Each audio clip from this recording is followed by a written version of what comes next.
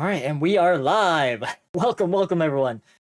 Those joining, I'm Dalahan Thalstan, a Elven Knight-errant VTuber, and we're doing something similar but different for hobby.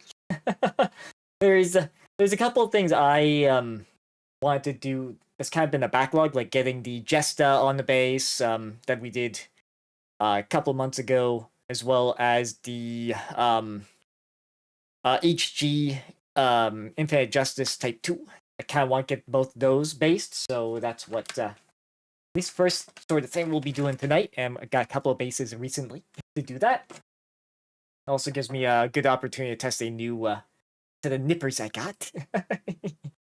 And the other would be with the BattleTech minis, because I would like to get at least the bases magnetized, because with that, basically, when like I want to be able to like I have some already existing carrying cases that I've put together that have a basically a unused bit of almost a HVAC like tin to magnetize the things down to down to the bottom of a plastic letterbox.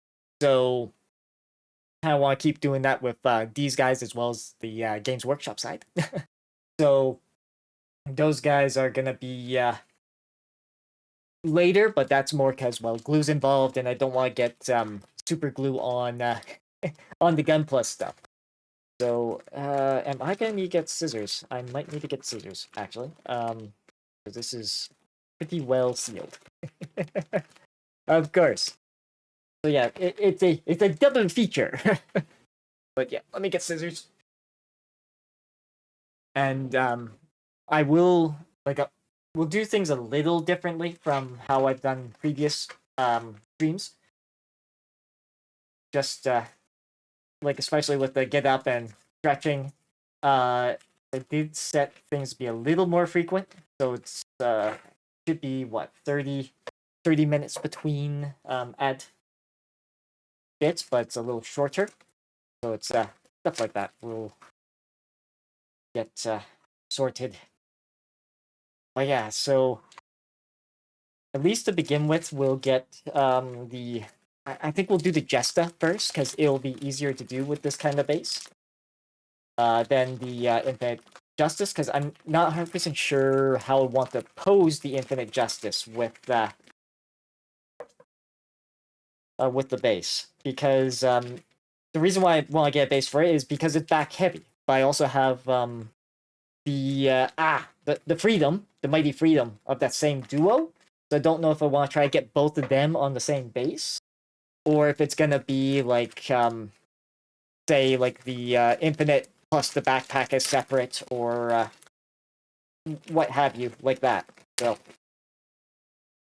oh, careful. So yes, there's gonna be some of that figuring out tonight as well. This has the instructions, doesn't it? Yes, it does. So yeah, well, so things might be a bit more of a mess this time around. That's not a problem. Yeah, because we get our base. Because I assembled one of these before. Yeah, so it's wanting me to take these guys and a couple of the should be like some flat. Is it not on that runner? Oh no, it's right here. Never mind. It's on those runners. But it is gonna be a bit of a experiment, because with these nippers in particular, they have a single blade rather than this one where it's double bladed. So my army painter ones, they're a few years old. There's two blades side by side. These guys, they have a blade on the one side. If I can find that one side. Yeah, so this right side here, it's got a blade, while the left side here is it's just flat. So these are left-handed. There's left and right versions with the one-bladed nippers. So we're gonna be having to practice a bit more. For myself, think one of the things I have a bad habit of doing with these guys is sometimes I feel like I'm doing both sides at once, when really it probably should be one side doing the motion. Yeah, and that would make sense why the blade's on the right side too. Okay, so not enough blathering. let's get working on this. Oh, gosh, I'm actually missing a thing. Where did I put that? Because I had the move some stuff around. I think it's in here. We need this for all our forbidden sprinkles. All right. So, how we're gonna try doing this is obviously we will cut a bit further away with our army painters. So do kind of like this. So we have a little bit of extra for when we flip out the this one's a bit weird because it's like 2 and 2 sort of thing. I'm gonna just we'll just nip it out like that. I think we'll do this one at a time, because that way we get, hey chums, how are you doing today or tonight? Do that, and then we do this. Okay, there we go. Yeah, so that, I'm just gonna throw that extra bit of runner there, and now we get to try the new thing. So this one I have to be actually this it feels a lot how would I put it? Oh, that was a lot smoother. That was a lot smoother than my army painter. Okay, that's but the idea though is you kind of get it lined up like that. No twisting, no nothing. And then you do that. Okay. And the convention I was at where I bought these guys, even like I was trying it a few times, and the guy was comfortable enough thinking that I, am capable of using these. So I hopefully they're not wrong. Because I do have a primer with these things too. Single edge nippers. Yeah, so let's see, begin cutting the gates from a distance. Yeah, and use the double cutting, yep. Make sure main part itself do not excavate, leave some gates. Nippers with, poor sharpness can excavate, yes. Yeah, design knives, or, to clean it up a bit more. Oh, single edge nipper reduces work. Oh, yeah, yes. Of course, this is in part like a marketing spiel. But yeah, so, yeah, you just do the finish with the second part with the single bladed nippers, and we're good. Okay. Yes, so that's basically the plan, at least with the Gunpla kits. And I want to get more practice with this before doing the next kit on my, newly added kit to my backlog. So just make sure we're doing this right. Do that. Oh yeah, that is a really nice cut. Not gonna lie. And basically, the whole thing with that is I need to be doing more with, like, the thumb is just holding the handle. These 4 are doing the actual lifting. So it's make sure we're like that. Do that. And it cuts through this like butter. Just feeling bored and honestly meh. That's sorry to hear that, chums. But hopefully we can change that. Yeah, I do apologize if I'm kind of a little more focused trying to cut this do this cleanly. Learning to use a new tool, basically. here.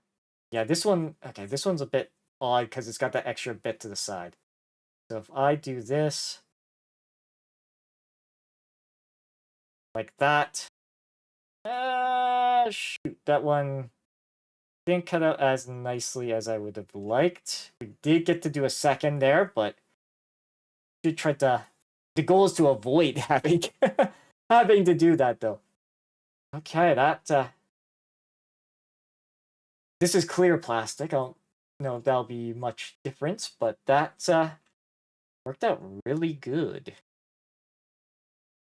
And this guy, yeah, so he goes in like that. Yes. Had a nice-ish day with your friends, though. Oh, that's good to hear, Chums. Awesome. Was there anything particular you and your friends did that you are willing to share? Of course.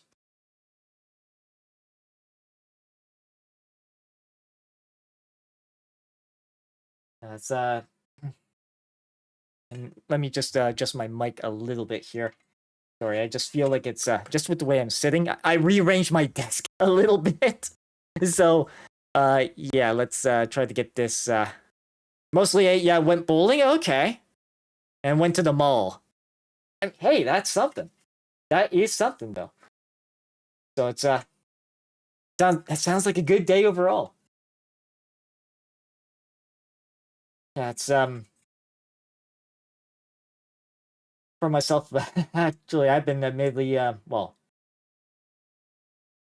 through like with the BattleTech side of things, like I earlier this week showed a couple of my IRL friends a because with the BattleTech there's the Aces box, so you know you basically can play the war game solo.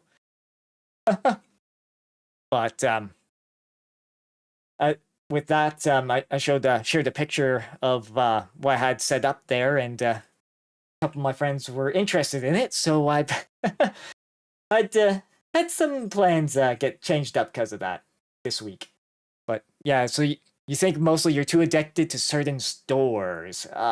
Yes.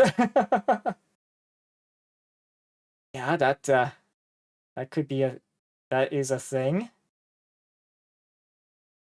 Yeah, just but yeah, as I was saying, like with the BattleTech Alpha Strike side of things, I earlier this week played one of the training missions solo, because with the Aces, how they do sort of the effectively the AI is through cards.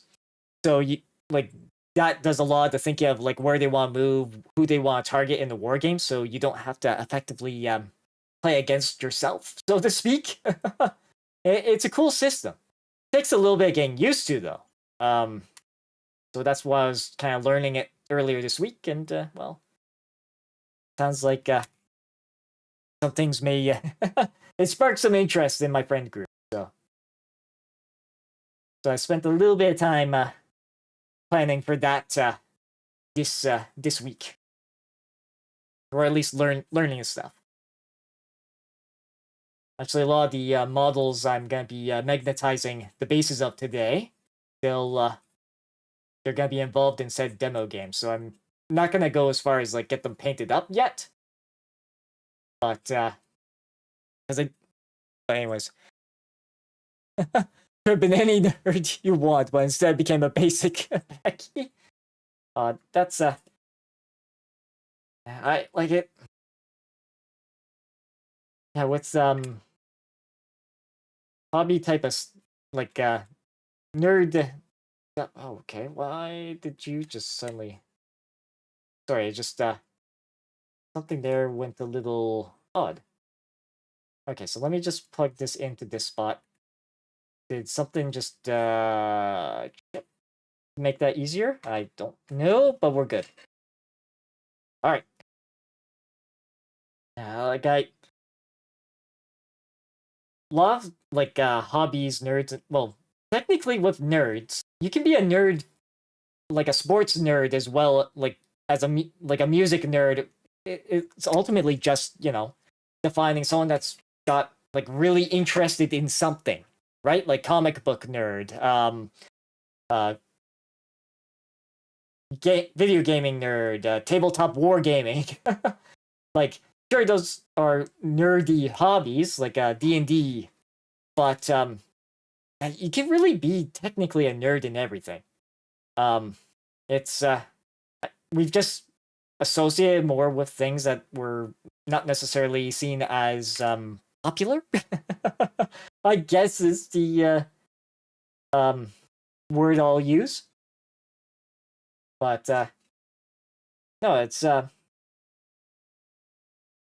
there's a lot of things people can be nerds of.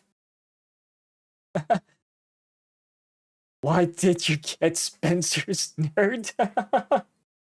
I unfortunately I don't. Fortunately, I do not follow chums.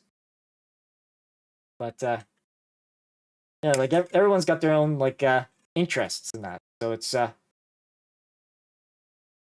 like even like having an interest more in historical um like military history, for instance. Like some people they like collecting models of like old World War II tanks or planes and that stuff. Like there's a lot like those are nerds too.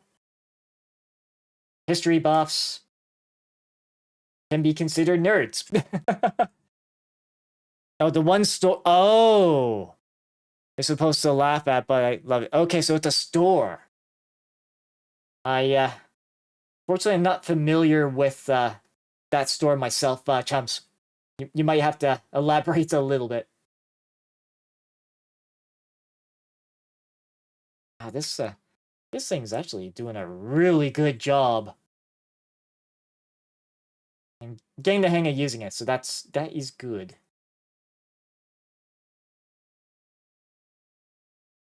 That make sure we are flat before we do the cut. Obviously, we don't want to twist or anything as we do that. Like I missed a little bit there.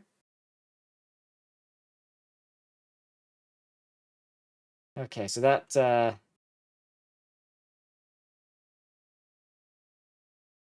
we go.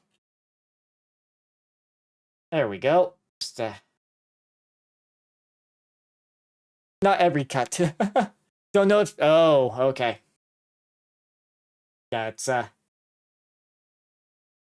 basically the older okay. So it's all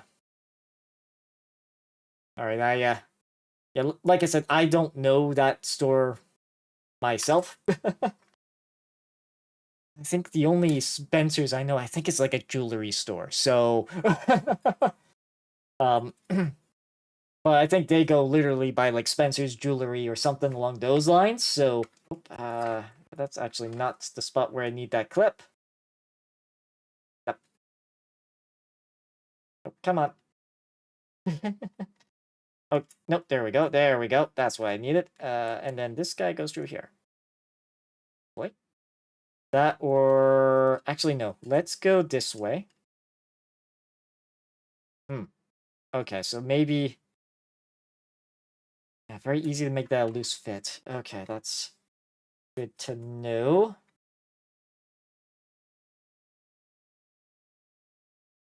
But that is a good fit. So that's what we're looking for. And then this side. But yeah, they basically have called the back. Okay. Yeah, it's a all right, no worries. But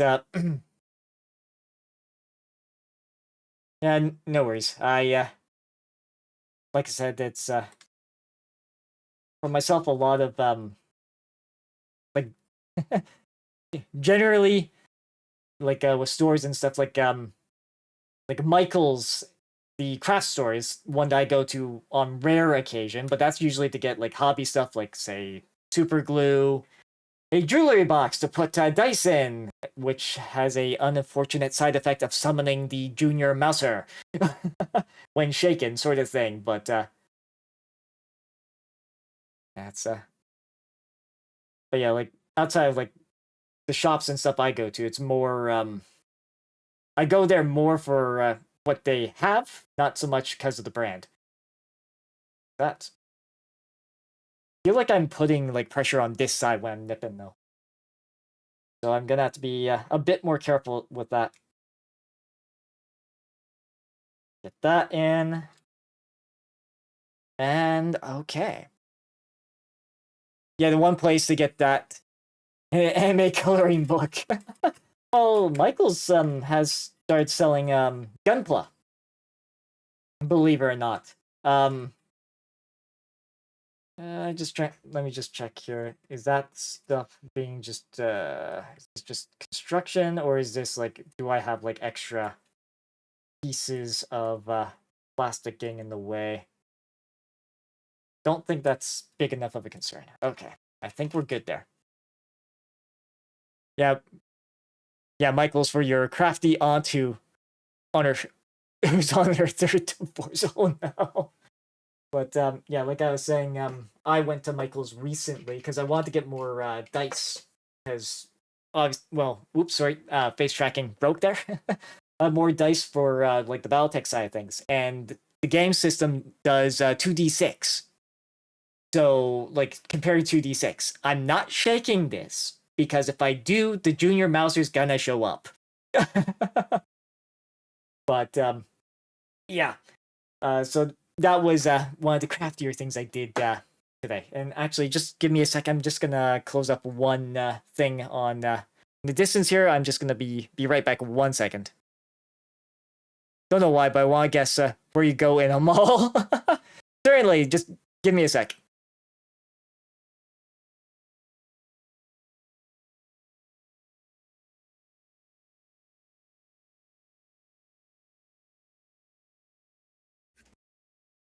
Sorry about that. I just wanted to like, there's a window over this way that I had the blinds open still. I usually close them before stream. I forgot to do that, so here we go. Not trying to be a stalker, but yeah. No worries. Like I said, a lot of the stuff that a lot of times is just, well, purpose. The purpose for it. Like, if it's food, obviously grocery store. If it's something that's provided by like a small hobby shop, well, it's that small hobby shop sort of thing. Let's see, I just want to see. Okay, step 2, ACB 4B, and ACB. Oh, sorry. No, that's the runner that we have to look for. That is this. Ah, yes. Well, action base. Action base 4B. Okay. That's why they named it that way. All right, so I want piece what? 26, 25, 26, 25, 29, and 23. A bunch of different pieces. Costco, Michael's, Joanne. Never heard of Joanne. GameStop. I've not been. Well, I have gone to GameStop in the past. I don't really go there.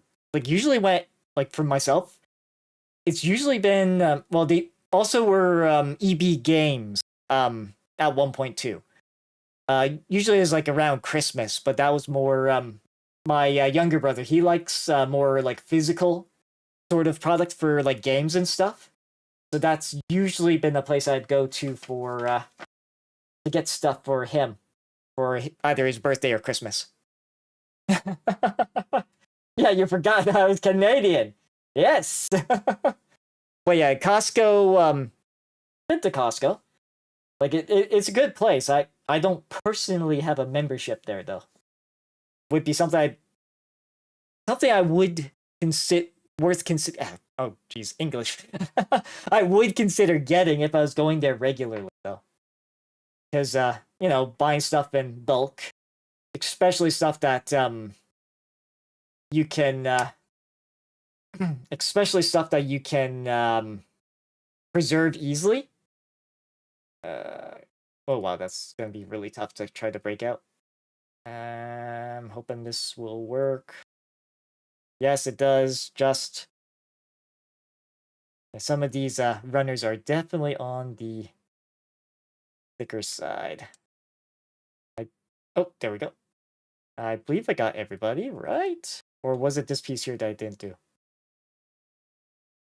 Okay, there we go. Yeah, because but yeah, like I said, I've never heard of Joanne personally, as a brand. But oh, did I nip this one already? Was that it? This is 25. I need 25, correct? Yes, I do need 25. That's double checking. Oh, jeez. Yeah, I'm trying to like flip away from the actual gate with my with my these army painter nippers. Like they are older and probably a little bit more on the dull side. But there we go. And then the goal would be, without doing any twisting, probably like this. And then that. Probably whittle for fun and say, the kids back in my day used to spend time painting Warhammer figures. Not particularly, but I did try getting into that hobby before the advent of YouTube. Like I still have one of the early painted Bretonnian archers. Pretty sure Bretonnian archers from one because Games Workshop, and they still do this today even, they'll have painting kits where they include one or two models from one of their ranges, and back then it was more Warhammer Fantasy. They had one for that was Bretonnian, I believe it was Bretonnian archer. So I still have one of those that I painted all those years ago, before YouTube was a thing, before the internet became as big as it was. Or is, I should say. It hasn't, seeing how the internet's involved in everything these days. So, yes, I am definitely dating myself, but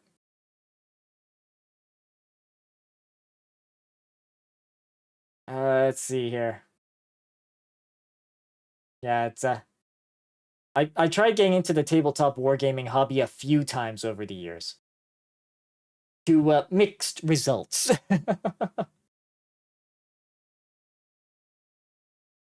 because I still vaguely remember the first time I saw like a Warhammer in general. The as a family trip, we went down to one of our bigger cities, and one of the malls we were browsing through happened to have a Games Workshop store. And I thought I saw two players moving Warhammer Fantasy miniatures around on a game table. And I thought that was the coolest thing going at the time. Getting yourself for Justin a relation. Oh, jeez. Dating as closer to carbon dating. All right. So looks like ads will be starting in less like 30 seconds. I won't do the whole BRB screen. I will, once ads are playing though, do stretch. Do a quick stretch at least before, just a, happy, healthy sort of thing. So it's and it will be I believe a shorter little ad break when it does go. So hopefully win-win for everybody. Because I know those that are like subscribed or have Twitch Turbo, they don't suffer through ads. I can see why you'd want to be into the Warhammer hobby after that, because I gave up on getting in. Because you gave up on getting into it. Oh, yeah. It's no, it's just the idea of like moving like little plastic soldiers across the board is funny. I'll just quick stretch though. Quick stretch, quick hydrate. Face tracking might break here. So yeah, it definitely does break if I do that. I've got a light sort of positioned here, and I believe it is indeed interfering with the camera. So, like I said, quick stretch. So, yeah, because you do want to try and stay somewhat healthy when you're. Oh, jeez. Oh God, my face tracking. Okay, there we go. I think that hopefully that's enough of a stretch. And we'll grab a quick drink as well, because we can.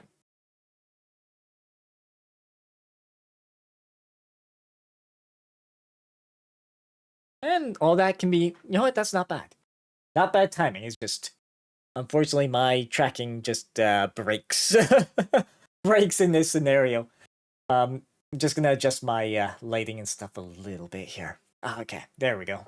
Hopefully that'll be less face tracking breaking. So, all right, what is the next piece I need to clip out here? So it is, we got 26, 25, 23, and 29. So 23. So let's find 23 on here. Oh, I've got this upside down. Let's see. That's 18. That's 20. 29. 21, 22. Ah, here we are. Right in here. Like I said, just try to nip these out a bit further away. Oh, back. Like as I was saying, like with obviously a bit of stretch. Shoot. Same with like the hobby side of things. It's yeah, it's just the I think what got me interested in the miniature wargaming side of things was just sort of seeing people like move around the effectively plastic soldiers across the board.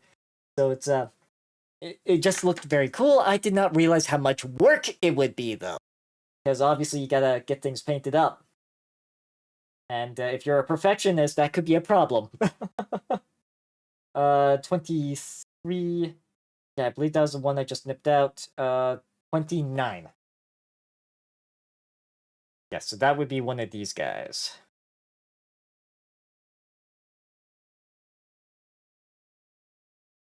I'm just trying to clean out these each. There.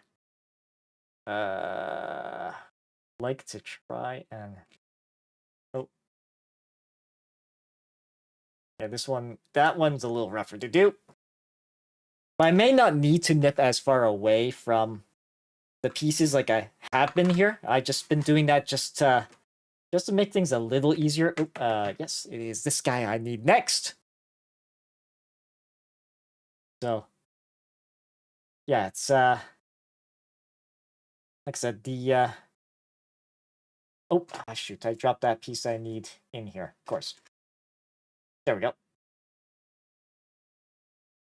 But yeah, it's the reason why I kind of tried getting into the hobby a couple of times over the years is because I was interested in that.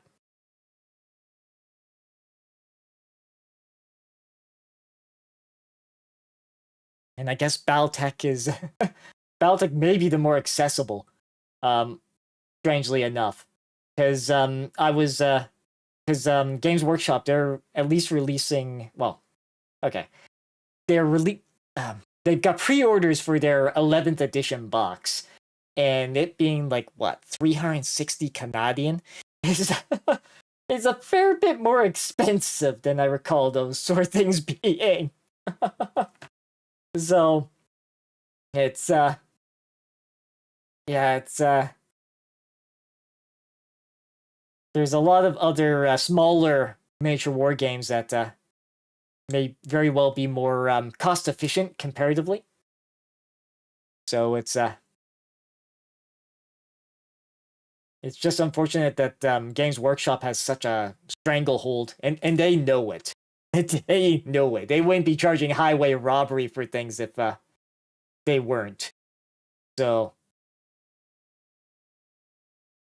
okay, that. Let me just take a quick look at these guys.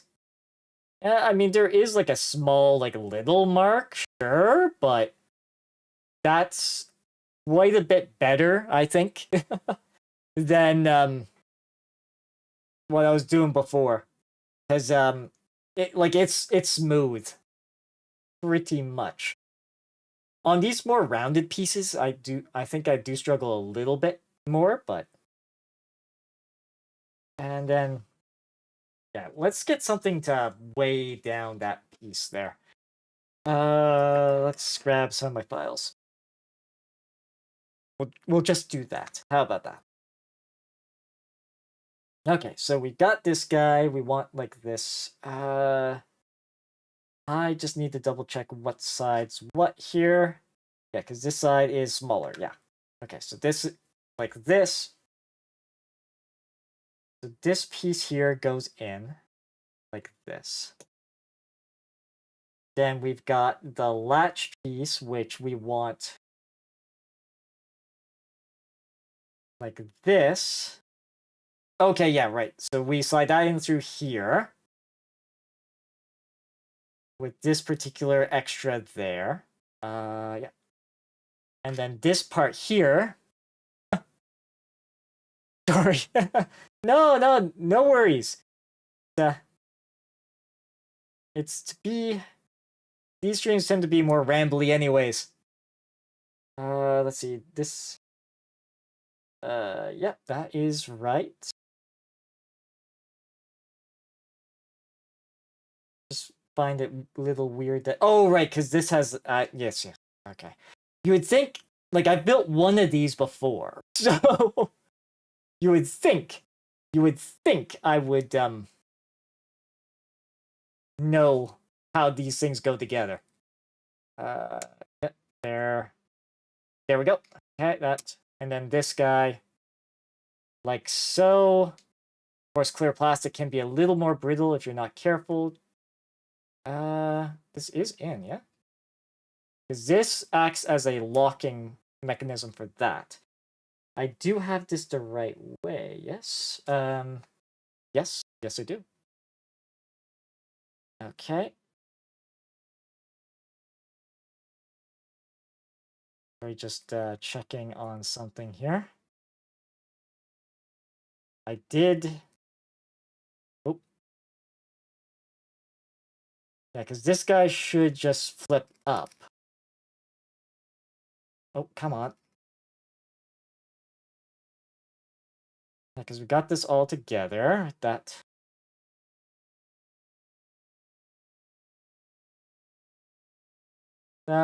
goes like that. Yeah, no, that's fine. Yeah, because this here is a locking mechanism. So why are you not maneuvering? Okay. What the heck? Because it should be able to, like, move up. Because this, actually, it's not even hitting that piece.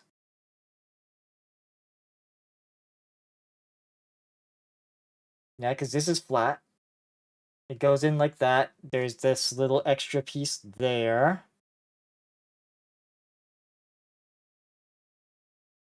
So I may have to take this apart a sec. Yeah, let's, okay, so I'm gonna have to take this guy apart. One thing you want is a Kathy Michael cookbook. Okay. Favorite, dump, diners. Okay. Okay. Yeah, like, personally, I don't, don't take as much interest in, food. Like, just even, like, you know, watching, say, the Food Network sort of thing. Like, I don't, get hungry. Not hungry like a lot of people do when they watch it, which is weird. But it's a bit, what the heck? Yeah, because this is in. That's all. All that's fine. Sorry, just trying to figure out what going on with this guy. And once these bases are like plugged in, they are really difficult to pull apart. That much I will say. So let's see. Sorry if I'm not in the camera here.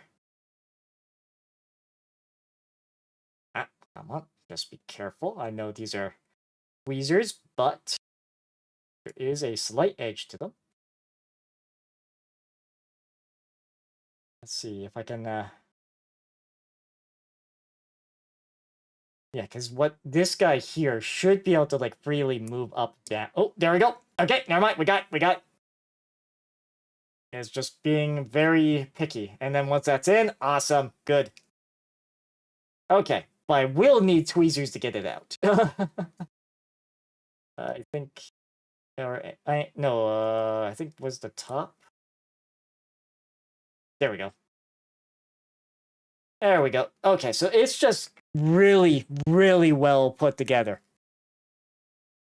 You probably have a balanced food mentality. Try to. Although, probably could still be eating a bit better in general. But, it's, not too bad there. Sorry, just, look at where I need to go next. Oh, that's... Okay, so that, let's clip that bit. Alright, 27, 28 is next on here. So the bits with the hooks. And of course, it may just be how, like, maybe my army builder nippers are getting a bit more on the dull side. But, does seem like, Gates kind of bending a little bit is happening a little more often than I would. A little more. Get your... next. Next, do. Next, all right, so that's that piece out. We'll get them cleaned up. That's built. I'll just put that there for now. As we figure out how to how we do this. Okay, so get it up like that. I don't want to be twisting as I'm doing this. Okay. Yeah, it's technique is a fair bit more important here. Actually, no, I should be doing it like that, right? Yeah. Like this. Okay, that's not bad. That's not bad. Okay, let's maybe do this way, just so I don't have that extra bit. Do this. Nicely clean that up. That's because you can do like these nippers. They cut through stuff like a butter. So it's really impressive how these guys work.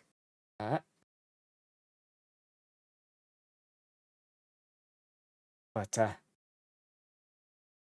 yeah, so hopefully the next Gunpla kit I do, it'll be a fair bit cleaner. Oh, I'm not wasn't quite flat. Wasn't quite flush there. You don't want to like hit with the tip either. Yeah, okay, that one was a little rougher. And where did that piece go? Right there. Awesome. The magic bullet. I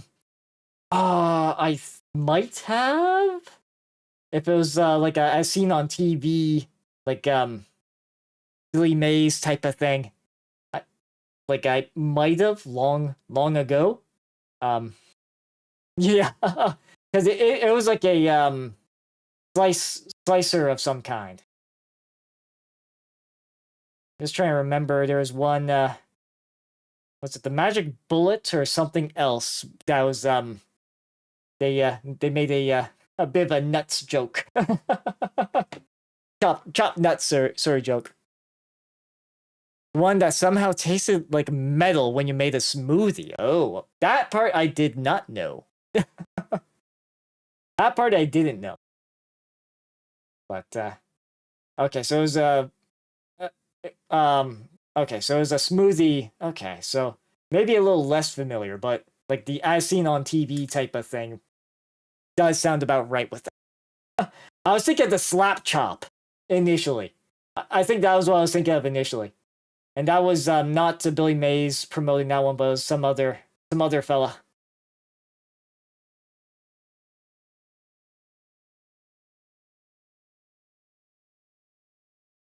Yeah, no, it's that. Yeah, no, that's not normal. Not normal at all.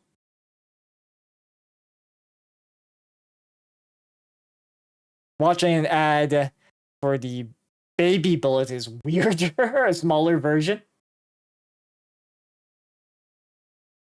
Okay, that's. Now we're doing pretty good. And then here, again, do that. Be flush with the thing. And boom. Okay, so well, I think that's a little bit more technique on my part, or just nature of the plastic. How it kind of, you might see it sort of be solid there, but it is smooth. It is actually quite smooth. Short of, say, using some sanding paper. And then this one. Okay, so I do need to get another 23 and 29. All right. That I want this type of. It was trying to target the mom demographic. Yes.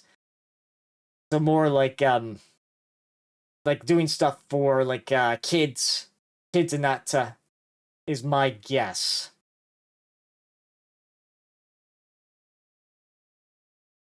This guy here.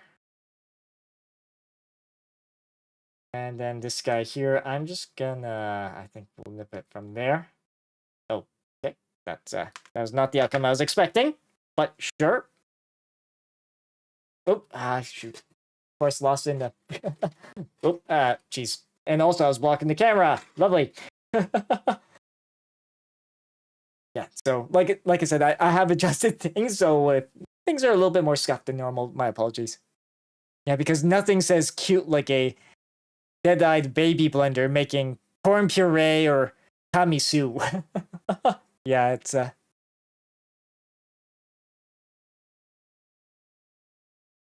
okay. Like I don't know if they changed the appearance, but I know like I think the only like I've seen on TV stuff I see now is more like stuff from Bell and Howell, which are some weird ones like a fan you can put in a light socket sort of thing, or like ceiling fan type fan, I should say, that you could put in a light socket, or their hose that they've been promoting lately, like stuff like that. Like that's really the only I've seen on TV stuff I've been seeing lately, personally. And that's when I do watch TV. It's not that common anymore. Like outside of like the news, or sometimes like during lunch, watching, again the news. Try to keep up to date on world stuffs.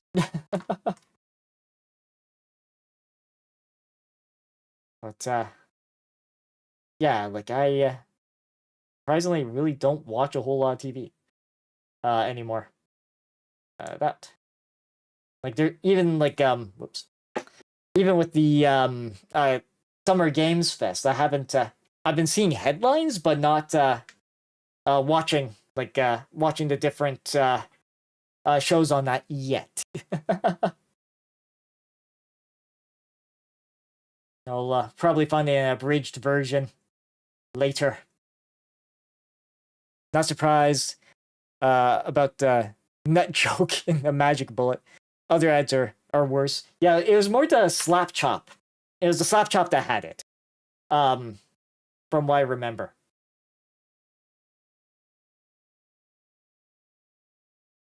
And it was a different different different different product. Okay, so again we've got this. At least this way we know which way's up. Get this guy slotted in. This guy here, I want to make sure it can move before I commit it, because apparently it was being stubborn. Because there's a groove that this slides into, and I'm starting to think that maybe. Okay, so that seems to be in. And then this side here, we plug in like so. Like that. We make sure this locking mechanism works. Yep. And it's actually a fair bit smoother to use compared to the other. And be able to lower it down enough so we can do like rotate this about. Yeah, everyone knows in advertising the S word sells. Yeah, it's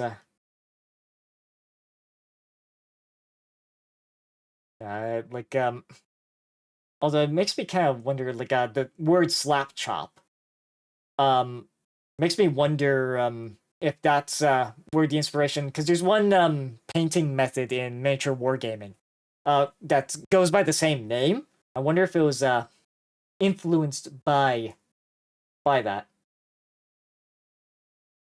Okay, so those two are assembled. Next is what? 224. Okay, so there's 224s and a 3. 224 and 3. So that is this guy here as one of our 24s. Yeah. That one more piece I need to nip out right over here. That's like I said, the only reason why I'm kind of going a bit further than maybe what other people would with these nippers is just these have a tendency of just sliding down. So it's why I'm kind of nipping around here rather than closer to the point. Did I cut out you? No, I did not. Let's do that. There we go. Awesome. We'll just work our way slowly through this. So actually, why don't I just use the base as the sorry, just rearrange my desk a little bit here. So let's do this. That way, because we don't really need the files and Sanders just yet. Yeah, because we're cleaning this up. Everyone knows advertising the S word sells. He got arrested. Oh, you mean as in the guy that was advertising the magic bullet? Sorry, I was lost a little bit of context there. That nice clean little clip there. Not perfect. Like sometimes just going like over a second time can help. Just of course.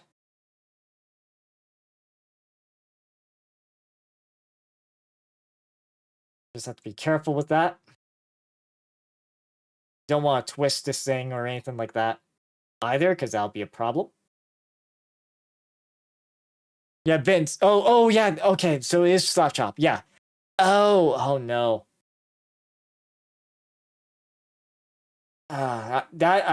That's news to me.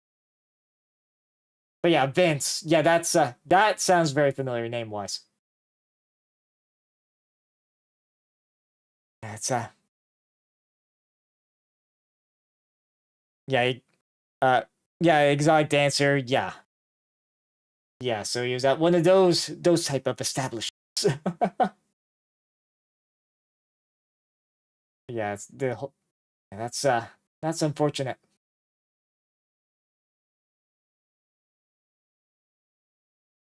Okay, there. Oh, I got one more little bit to flip out here. I was probably trying to tell us. Oh yes, the Sham Wow. Yes, I remember that as well. And that's another one I remember from seeing on TV. The reusable cloth, basically. That said, how good any of the stuff was, I don't know. So.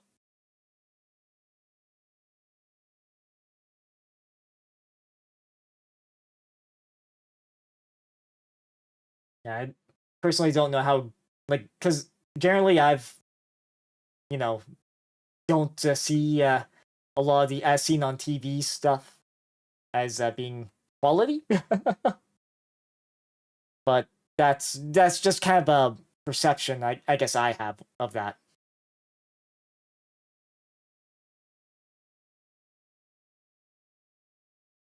And trying to think. Of course, the Chia Pet, those that sell the Chia Pets, like their commercial hasn't changed in like what 30 years, at least.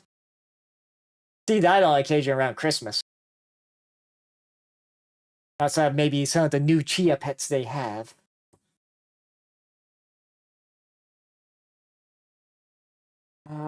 Yeah, so we tie these two together. Just imagine him haggling a bartender using the sham wow. Yeah, I mean, hey, I mean, the bartender needs a cloth to clean his bar every now and then, right? I wouldn't be surprised, actually. It'd probably be out of character from not to. Yeah, it's yeah, because we are putting a lot of pressure on the gates when we're flipping it that way. It may just be these the blades on this being a little more possibly dull. There we go. That enough to get it is 16 I want out, right? No, it's not. Okay. Oops. I mean, it's not coming out anytime soon. So the other one was 3. Where is 3 on this? Unless it's on the other runner. Oh, it's on the other runner. Okay, I see. These guys.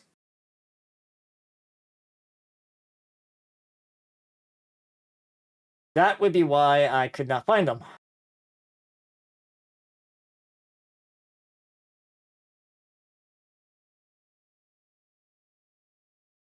Yeah, so that, and then we'll get the other one out here.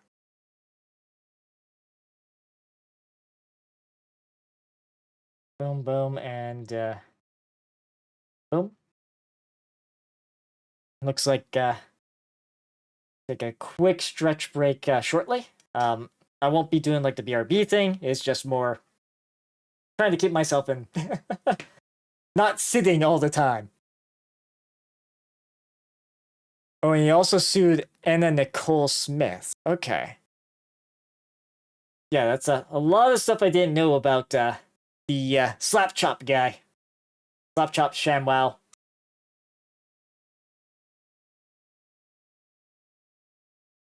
But it's interesting how that style of marketing a lot of people's personalities were built around, well, were almost defined by the commercials they did. Okay, so it looks like ads have started. I'll just get these 2 bits finished up, and we'll do a quick stretch for health reasons. Yeah, because before I was, yeah, like I changed something slightly on Twitch, so it's oh, don't tell me this is a different piece. Anyways, quick stretch.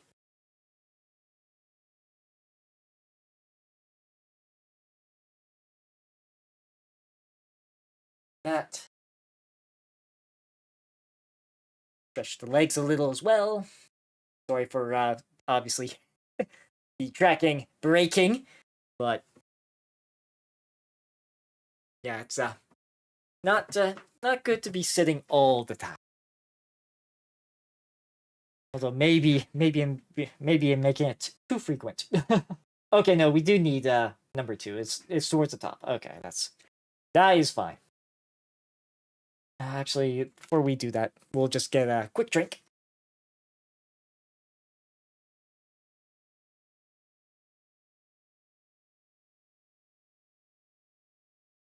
And all right, so looks like Seribot's back. For those coming back, welcome back. We're said mostly was stretching, did a little bit of cleanup on the pieces that we were working on, and hopefully, yeah. So we got this little doohickey because we're going through all the different pieces here. So one of the pieces I was working on, that was what? 1516. Yeah, so this piece here that I was clipping out earlier is one of them. I was getting ahead of myself. Grab this guy. Make sure we clip that out proper. There we go. And 15, which is this piece here. And we can do if you suck at with marketing, you'd go on to Shark Tank. Yeah, there's been some weird pitches on that too, wasn't there? Like I unfortunately don't follow that series too much. I think I've maybe seen the odd occasional clip. Again, that's because I just don't watch TV as much as others. But yeah, it's you have a couple of ideas to pitch. That's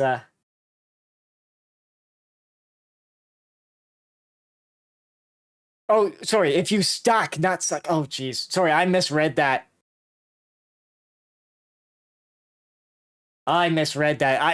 Geez, that changes the tone of discussion drastically.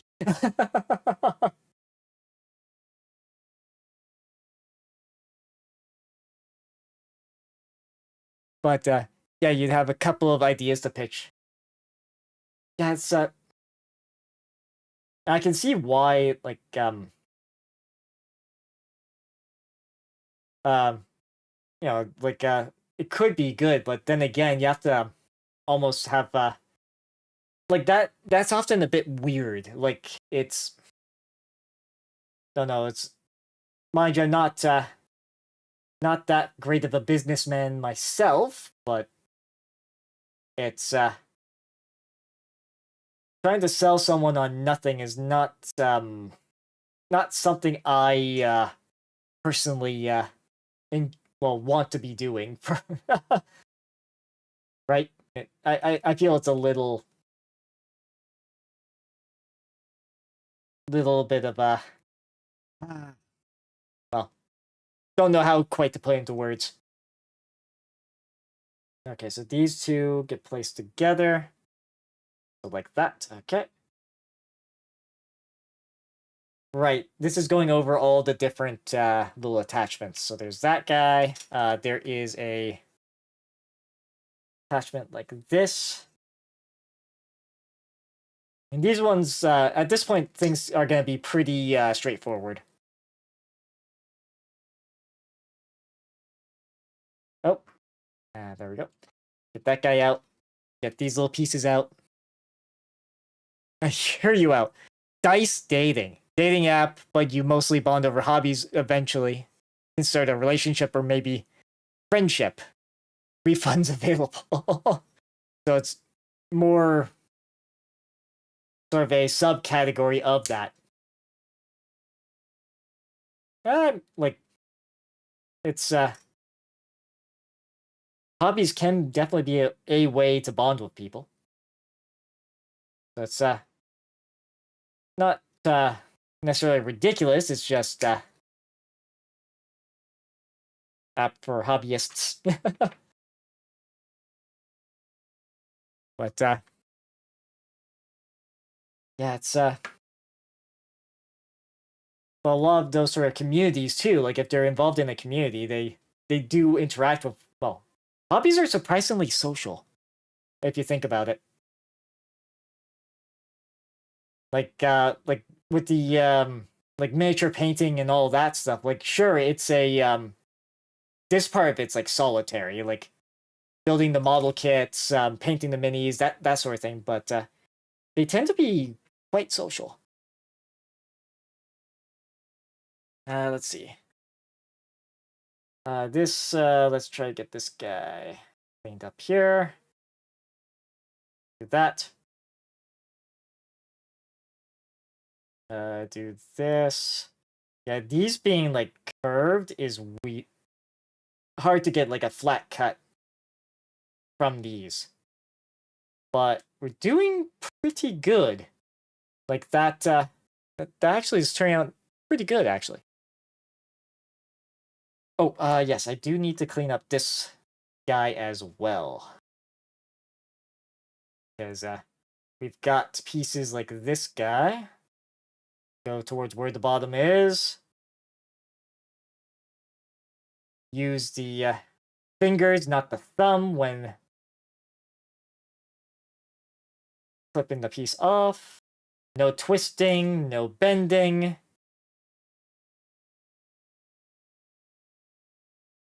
Just with these being like thinner blades. Yeah, it's it does strip. I will say, like, it is a little. We don't want to use the tip either. Okay, no, that's probably fine. That's probably fine. So we can assemble the claw. Any ideas you'd want? That's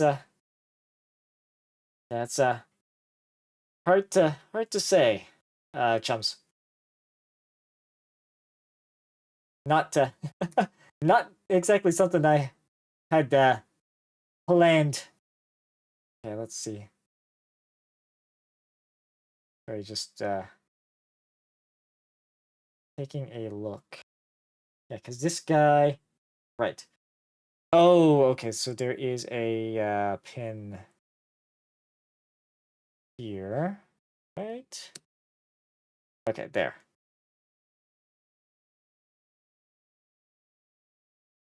And then this guy. There we go. Yeah, this kit's been actually pretty tightly fitting on all this stuff, which is good, but also a bit of a problem at times. Come on. Oh yeah, of course. Off screen, jeez. See. Do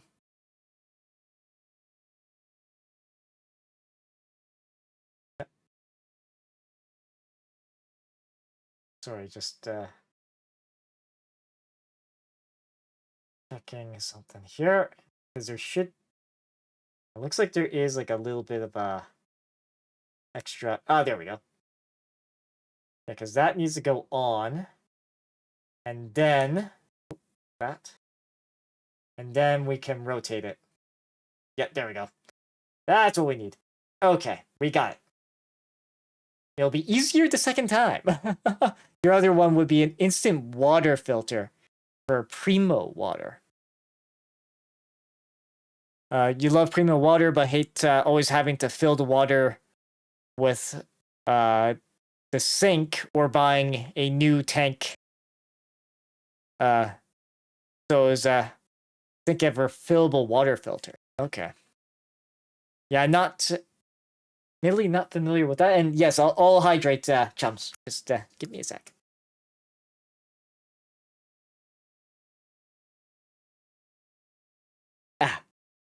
Yeah, it's because I know like some water balls like this one, there's a filter thing for more like if you had filled it up with something with like some sort of like extra in it that I'm trying to think of what use case. But it's just so that sort of stuff wouldn't come up and through. But I don't think that's the type of filter you're talking about there, chums. Let's see. So got that. We got this all assembled. The claw assembled. Let's see. Yeah, and the rest here is based off of who we're basing this with. I think. Yeah, so we're quickly approaching that point. Yeah, because I believe this and this we do want together. Let's see. Just checking which way our stuff needs to be. That, yeah, so the pins have to be downward. That goes in like this. Oh, Higami, how are you doing? Yeah, we mostly have instant water cooler. Reminds me of those water filter straws for when you're in the wild. That's what the yeah, it's yeah, I haven't really done stuff with that. Obviously, whoop, right? Just, but if it's this, yeah, it's yeah, we're just assembling the base for. Gonna put the Jesta cannon on this one to start with. I'm just looking through what piece do I need. Yeah, because we do get some bridge type things, and then there is this guy. Yeah, because we get that guy for keeping things propped up. This guy here. I should double check, see if this is what I'm using with the MG Buster, because I got this is the same base. But Higami, how are you doing? Oh. That guy nipped out there. And slowly working our way through here. Flip this around. That. Nice and gently clip that as well. Yeah, one of the craziest pitches you've heard on Shark Tank was a mental Bluetooth chip in your brain. Like I know, like Elon more or less is doing their Neuralink or Neuralink. I think how it might be pronounced, but I know that's kind of similar. Oh, you've been doing well. Okay, you saw Gunpla, so you wanted to check in and see what I was working on. Yeah. So basically, fortunately, most of tonight's gonna be more the base because there's a couple of models I've assembled. Not last month, but the month before and the month before that I don't have bases for. So we're working on getting that at least tonight. Let's see. So this guy would end up sitting like here. Of course, more or less dealing with my backlog. More dealing with my backlog. So we got that. Actually, I'm gonna have to get the just instructions anyway. So let's do him first. Sorry for the tracking breaking. It's just the stuff's way over that way. Yeah, so I'm gonna need to get the manual and stuff. Because this boy needs his base. I'll have to figure out what stuff he's gonna be holding, all that stuff. Did I already clip out the piece for his base? Of course, precariously stacking boxes. Let's see.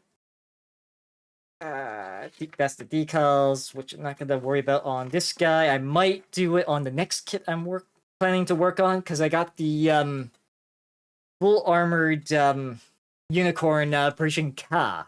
So that's gonna be a interesting kit to put together, and also probably the biggest.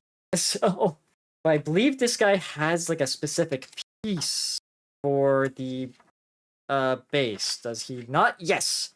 H117. Did I clip that out, or is it still on the runner? Let's see. Do as I sort through my stuffs here. So H117. So that's Foxtrot. Nope. Just a little bit disorganized. My apologies. That is Bravo. Echo. Because we're looking for a hotel. That's Golf. That's Golf. That's Golf. I've been... Ah, yeah, here it is. Here it is.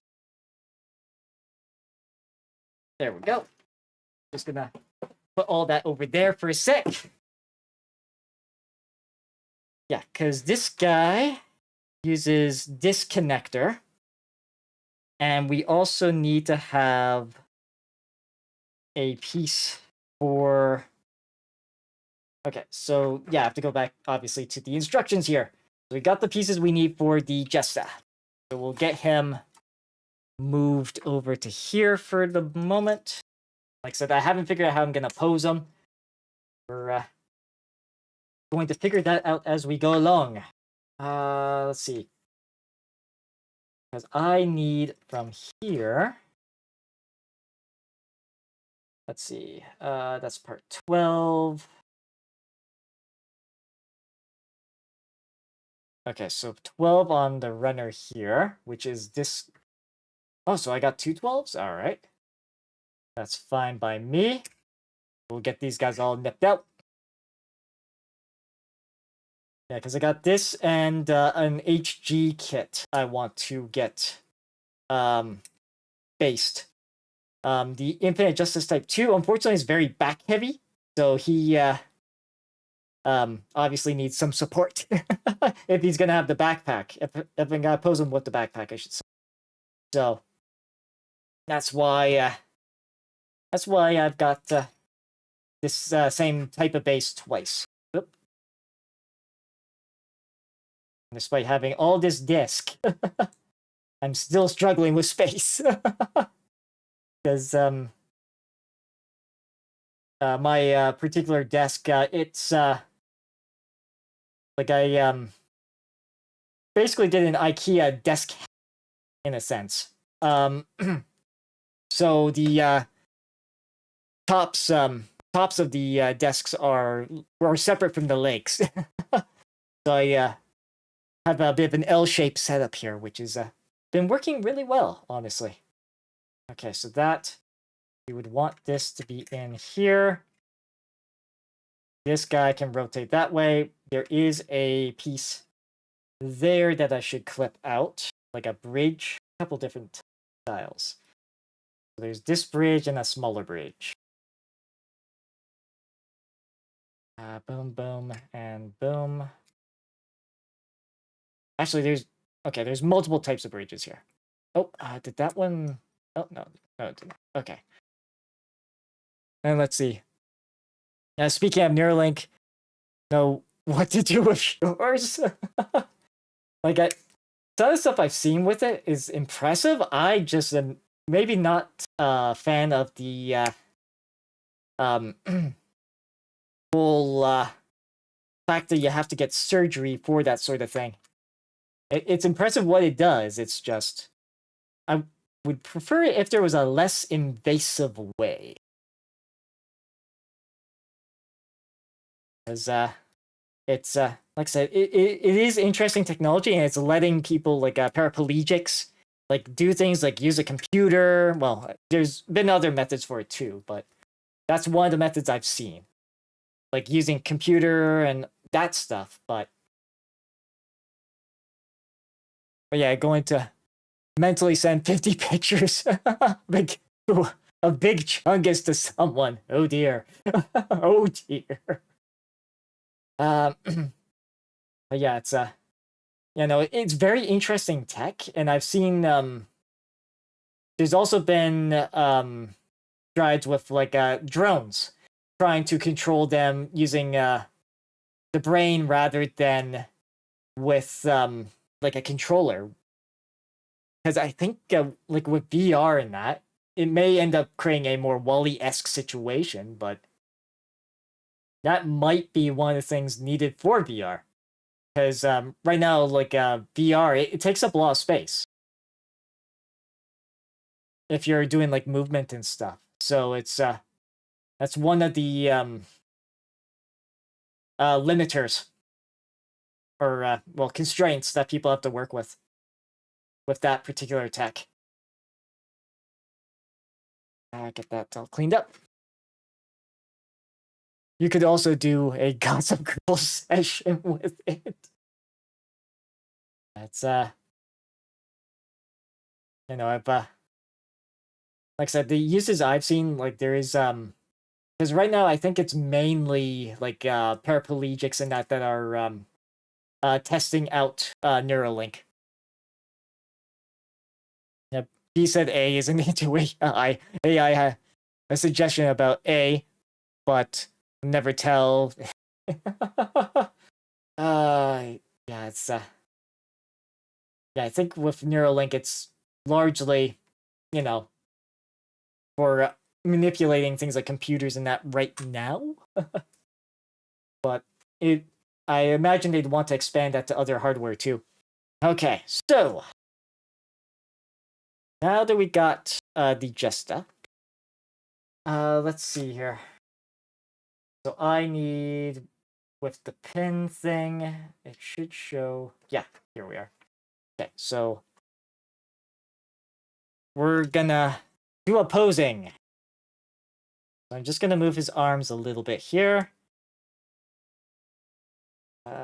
Move his legs out maybe a little bit like so. I could try to do like the box art like this. Maybe that's what I'll try. Let's try doing that with our clear Jesta. This, bend the knee a little. Get his fidgets into a fist on the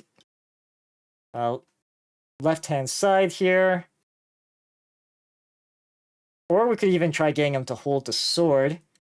Yeah, this okay, so why does it feel like those fidgets are not moving the way I want them to move? Let's see. Okay. I'm gonna rip Gossip Girl. Remember when you could create a blog to gossip? I mean, blogging is still a thing. Sorry, just checking something with these fidgets. Did I didn't install, no, it did not install them backwards. They should be, there we go, yeah. Okay, they're just being a little stubborn. Okay, no, it just popped out of socket. Just popped out of socket. We're good, we're good. Okay, so that.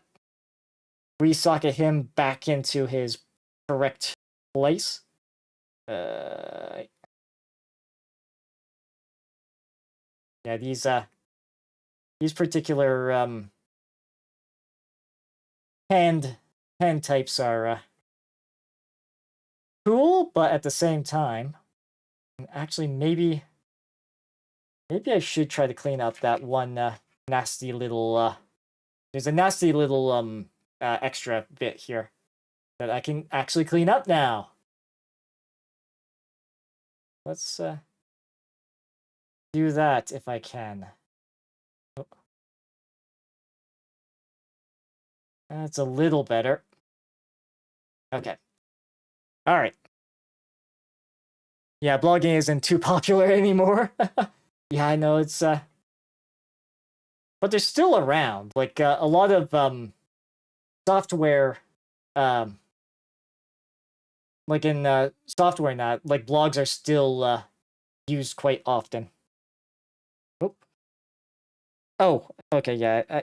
Yes, okay, that's where I popped it off. I didn't pop it off the arm proper, eh? Okay. So I believe we do that. Yeah, there we go. There we go. Do that.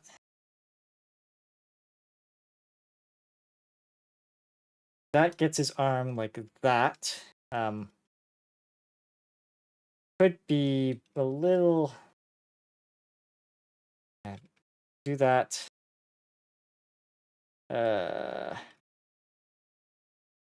Sorry, just posing the hand a little bit better there. Okay, yeah, that sticker's still staying good.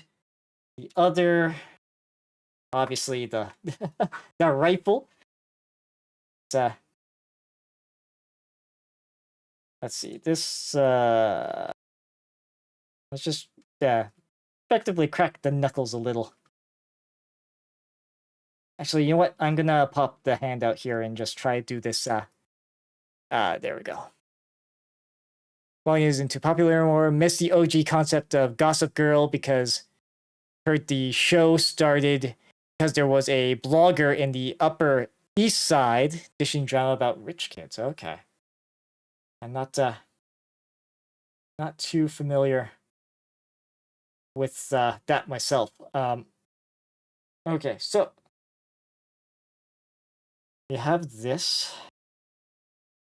And I think the way, if we're gonna have him holding the rifle, he's going to probably have, yeah, drain out these fidgets, do this, give him the big gun, get that kind of, his,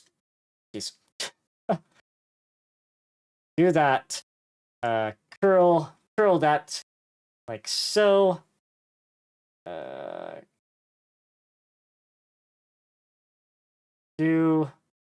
try to get this all attached.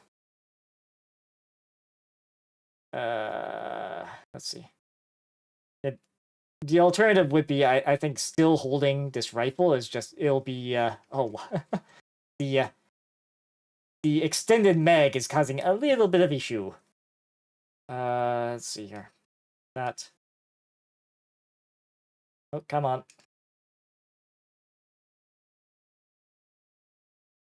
Nope. Okay, I'm hoping that will be solid enough of a hold. I'm hoping. Actually, let me just try and do a little more here.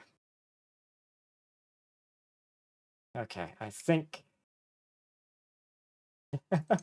Alright, that's gonna be a little easier said than done. Yeah, there are alternate hands, I believe. I believe there are alternate hands I could be using, but I'm gonna try with these ones first. Just with how posable they are.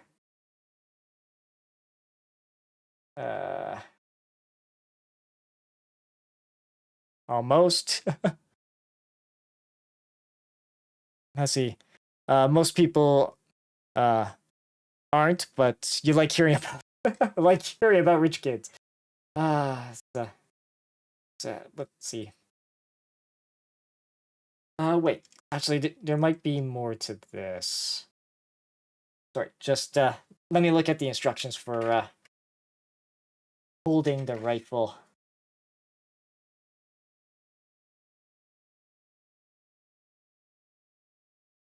Because, yeah, we want to try... Oh, this is all still building them. And no, the eye break has just started. Do a quick stretch before it's over, but I just want to see. Okay, yeah, there is a portion that slides out on the weapon here. So if I'm gonna have to poke that out with these. Like poke it through, I believe it's the upper part.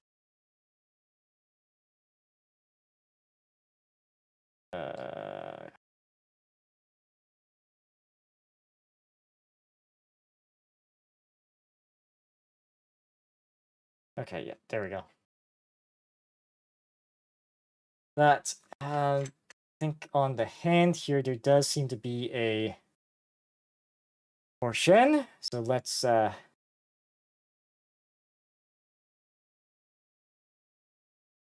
and get that out. I'm gonna have to undo the grip I had there.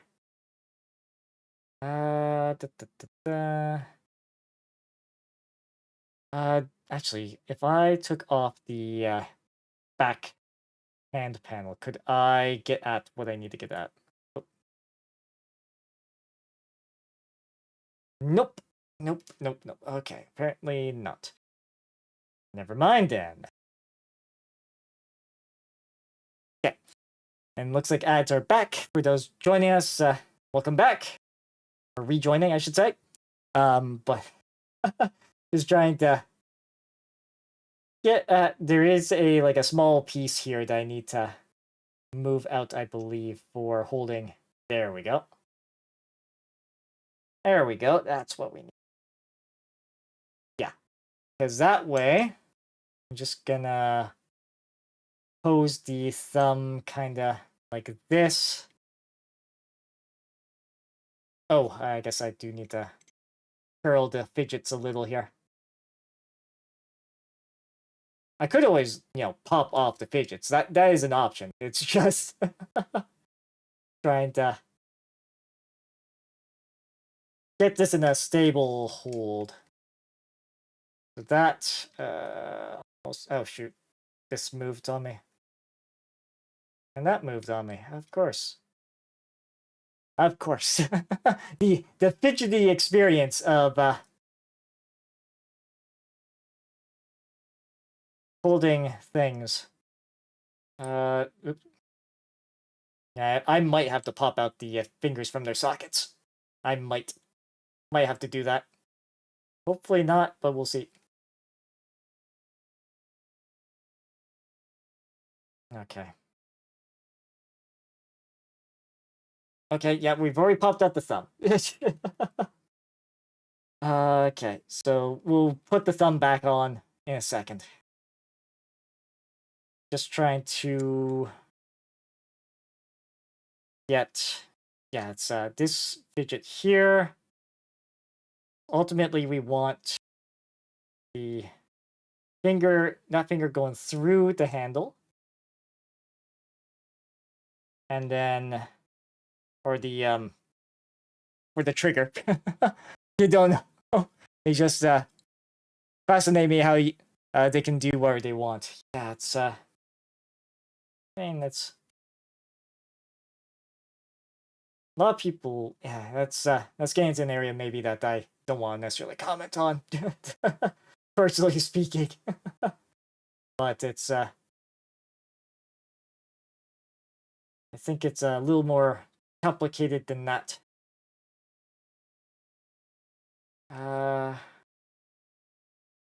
Yes, we got that. Now I just need to get the fidget sort of clamped in. Okay. I guess I'm gonna need like something like this to help with this. Yeah, there we go. That's working. There we go. Get the fidgets like that. Get the thumb placed in. back in its socket. Hopefully. Oh, come on.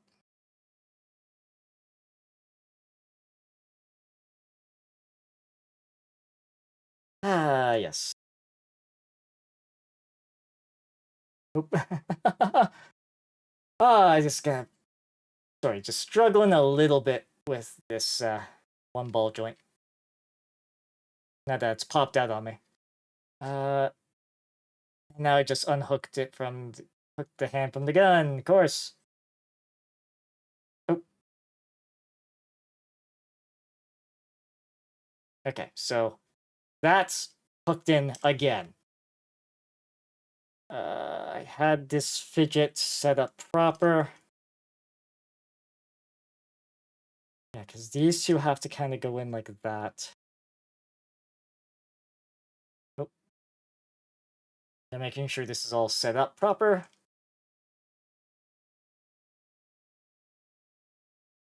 Because these guys are definitely a little more fidgety. Okay, so let me try doing this first. Get the hand or the trigger finger in. Okay, there we go. That's good. Yes, now I've just created the same problem again though. Because now the thumb joint is not in the position it needs to be, which obviously prompts that to happen. Of course.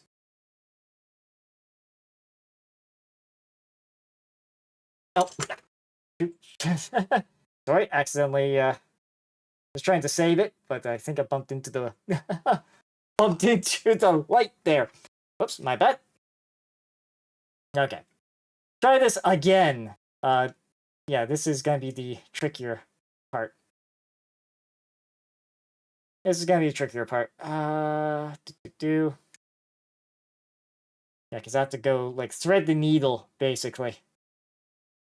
Oh no, I reset that piece. Okay, I guess we're redoing that bit. Oh boy. Come on. Do this. That. Okay, so I'm gonna have to adjust that hand again. Right, I have to be careful with these guys because they do have to. We have to kind of like this is a tough. Okay, so let's move like this. So I'm hoping that I can get like the. Like I said, I'm hoping I can get the fidget in position.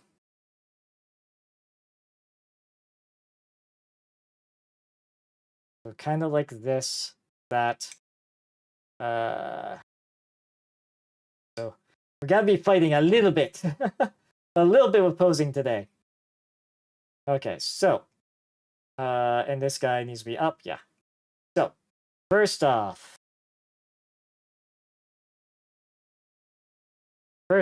thread the needle like that. Second off, we flip that in like so. Okay, there we go. That's what we need.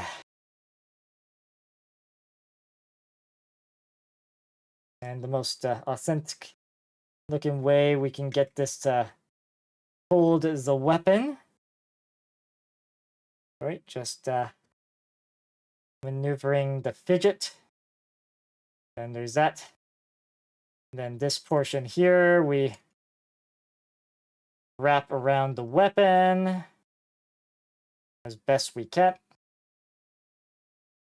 That.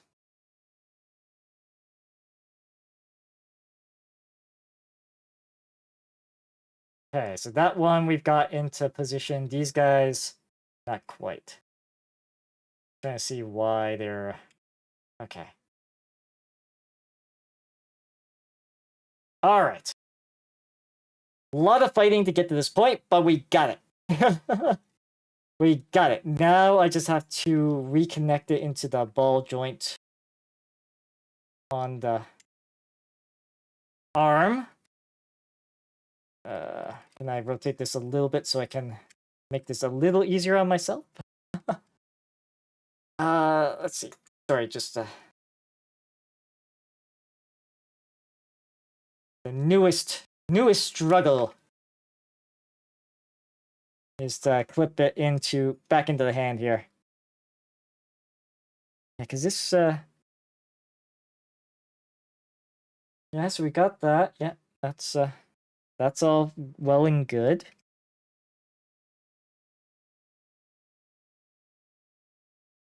Yeah, it's okay, let's see if we can pop this part out.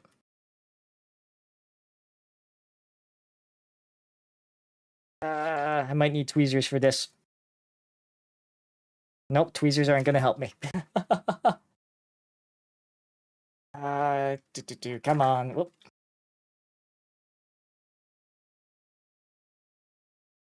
Yes, just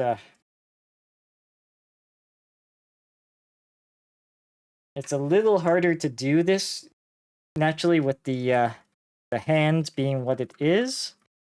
Okay, never mind. We got it. All right. Awesome.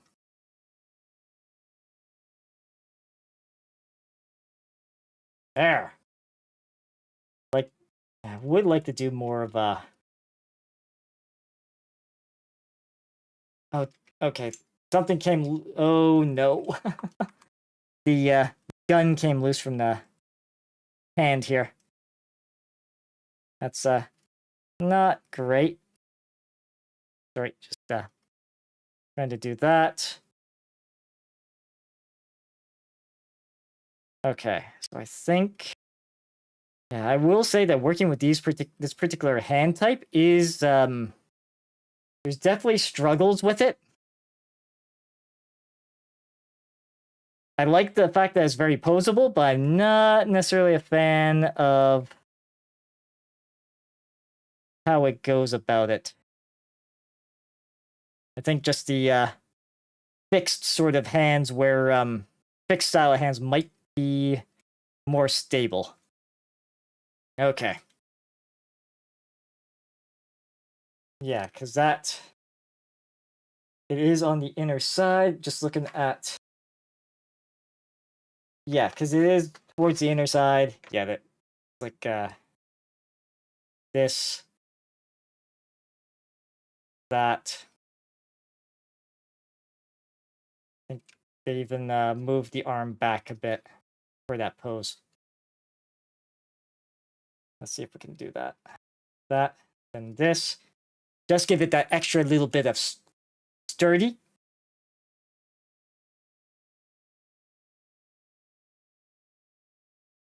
Okay.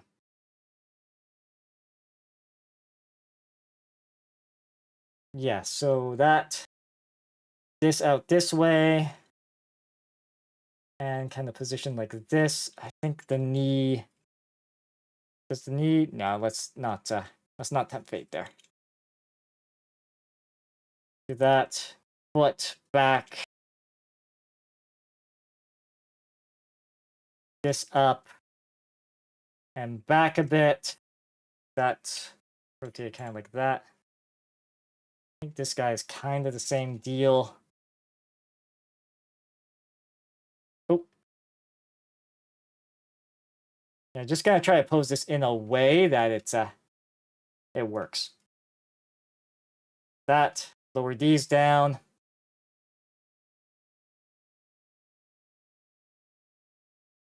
That and that. Let's say. Oh. Okay. It holding the rifle is a little finicky. It's a little finicky. The bottom of this clips right about here-ish. Yeah, because it's already like detached from the hand. That's a little annoying. There, that. Okay.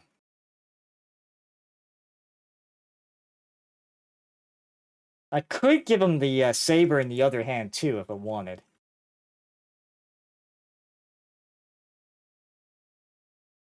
It's maybe a bit finicky to do, but I could do that because if saber is also part of its kit. But we'll. Oop, that should be like that. Yep, there we go. Okay, so we got this. Do that. Now, do we want him in the air or on the ground? Because if we want him on the ground, we can easily do it like this. Like we can even like shore up his stance a little bit.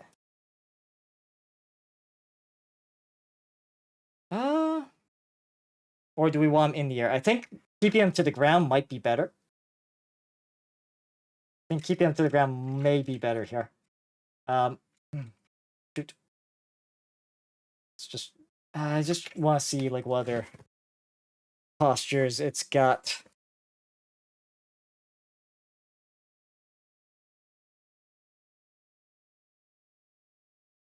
Yeah, it doesn't really show anything else in here, does it?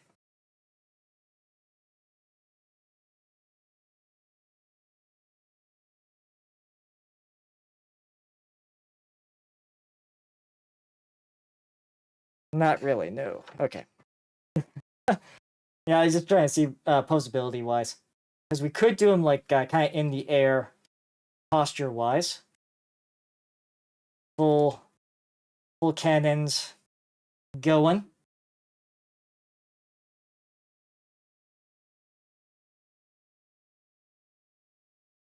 Let's try kind of. We'll get his legs kind of. Oh.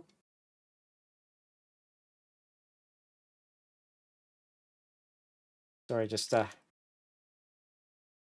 working them into a shape here.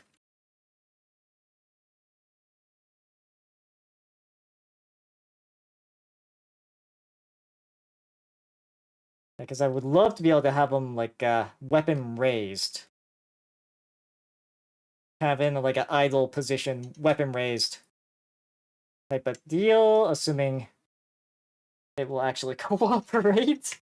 Because I think the gun just, yep, gun separate from the hand again.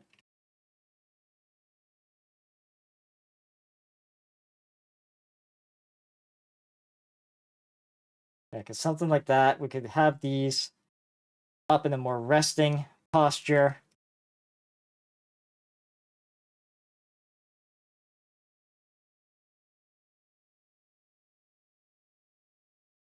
Let's see. Is there a way I can maybe...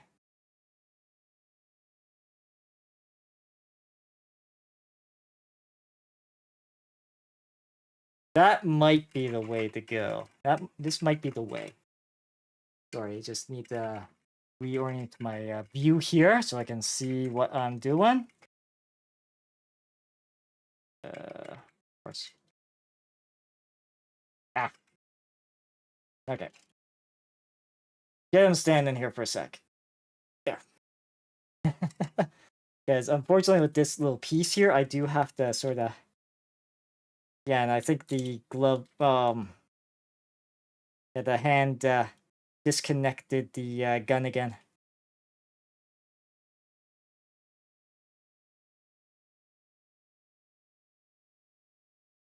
Yep, it disconnected the gun again. Those pieces are in. They are in. Okay. Yeah, because it kind of has to be like this. I think, just with how he's set up. Oh.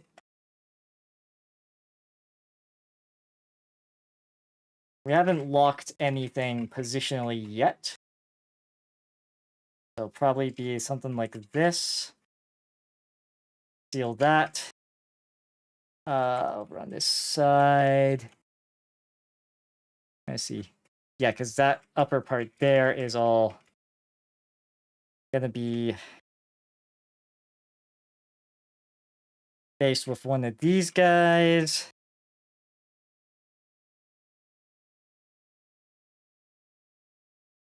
Okay, so it's kind of like, right, just putting in the support there.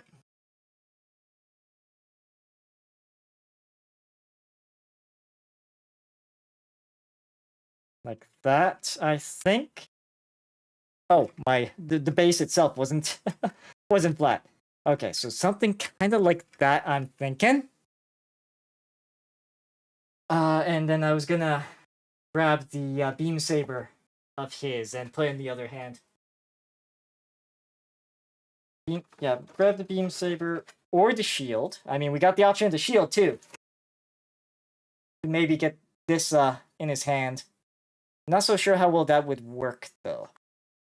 I did bash in the other rifle, even if it's a little strange looking. This pose, I think, will let us do all that. Because if we go to the back, there is a part I can disconnect. Oh, he's okay. The back part here came done. Okay, that's fine. We can always put that back. Because this part lowering, we can put the rifle on that. Because we well, why not? Let's see.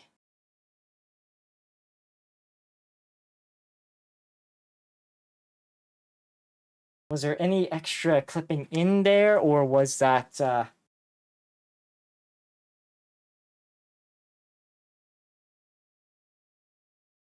we're just checking.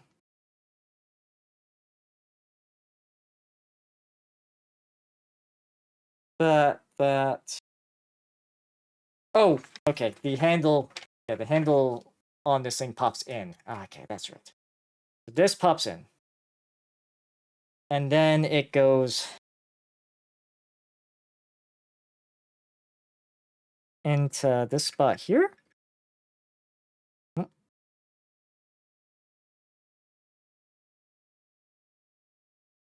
Oh, yeah, okay. So the same spot I had is just, yeah, like that. There we go. That's more like it. Then we get him his backpack again. Which should just flip into his back.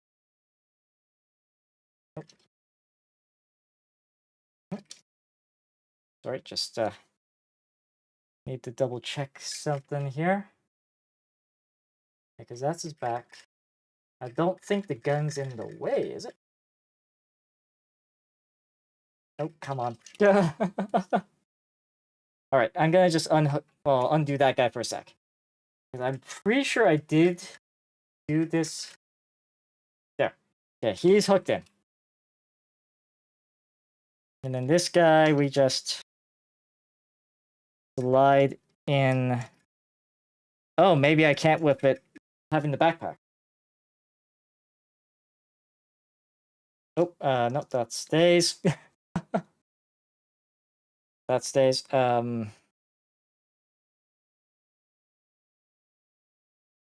Yeah, I think that, okay. We won't be able to do both. Okay. Oops. Right. Yeah, this does disconnect for there's a light add-on type thing that I could put in there, but yeah, we're not doing that. Just get things slotted back in here. Oh, come on. Whoops. Yeah, because there's a like a door. Okay, I'm gonna have to pop that back off on here again, I think. Right, because this right. Okay. Sorry, just ah. Yeah. course, the Justican's gonna give me a little bit of trouble with this. One last fight. Is it in? I don't think it's in. No, it's not. Okay. Oh, right, because it's... Yes, because it's got that back sort of... Okay. Yeah, because the backpack would normally detach. Okay. Yeah, and like this, there is a couple of grooves this will go through. It's just a little more awkward to do, given the circumstances. Is it this way? No. I think it got a little high up.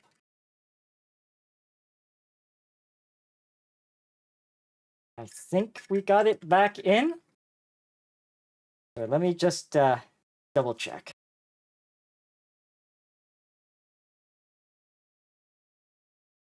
Yeah, because that... Oh yeah, right, it does that. Slides back, then you would... Yeah, okay. And we would just slide it back in once we're done. Okay, that's fine.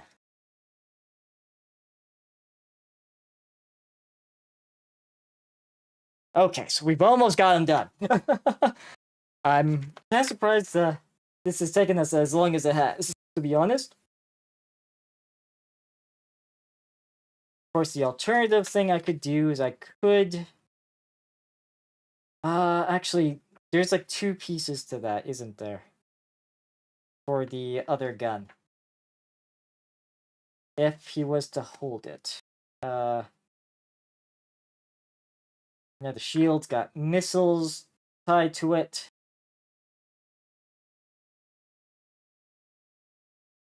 Yeah, and the shield's kind of, there's a back attachment that this covers up.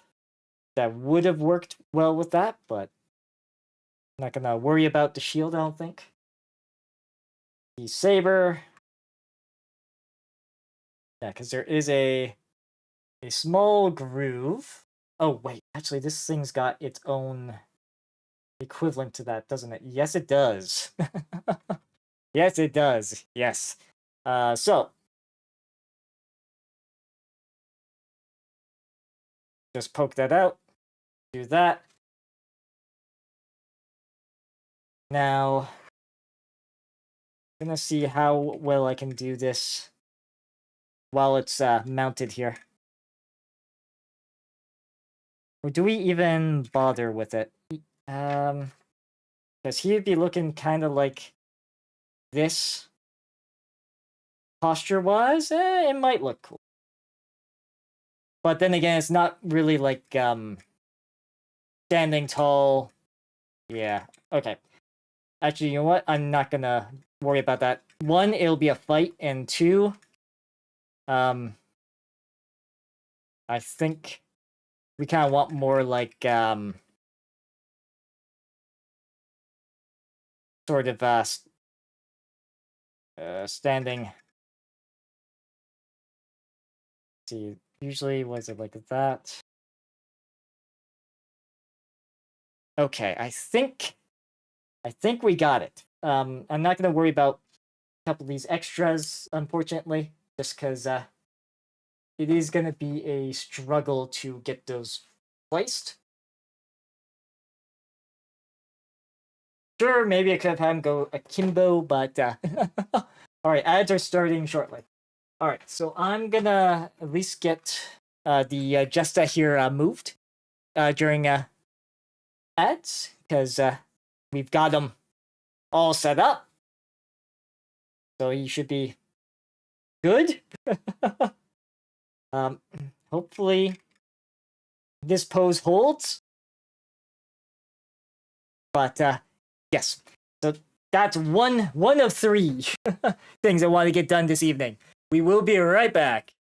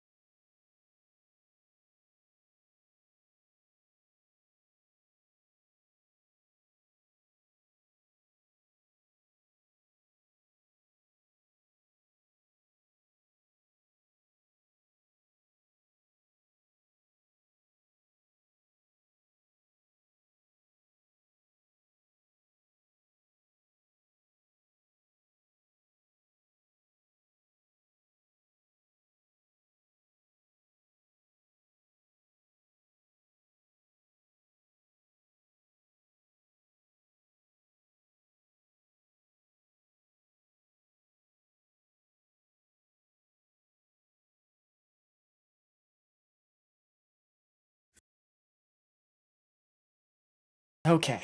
I know people aren't back from ads yet, but yeah, we're more or less gonna do the same thing, but again. um, because yeah, we're that's yes, that is. I think that is indeed. I think I use scissors on the other. Yeah, that's a lot easier to get into.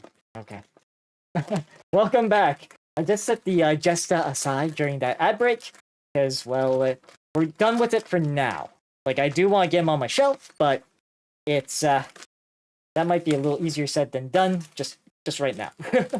After stream, though, I'm sure I'm definitely gonna get him on the shelf. Next, the Buster and the some of the other kits I've got. But yeah, so now we're doing the same sort of thing, but for the HG, at least the HG. If well, it maybe I might be able to get both the freedom and the freedom and the justice onto one of these, like the HG scales. But we're gonna see. So yeah, there's gonna be a bit of deja vu. Yeah. As I continue to use this sort of this opportunity to test the new nippers. Because and hey, this time it should be quicker. Mostly. Uh boom boom boom boom. This side I think will do. Oh, did I not cut cleanly through with you? I guess not. Okay. So we're just gonna kind of speed through this part. Just get them off the run. Get these bits off the runner.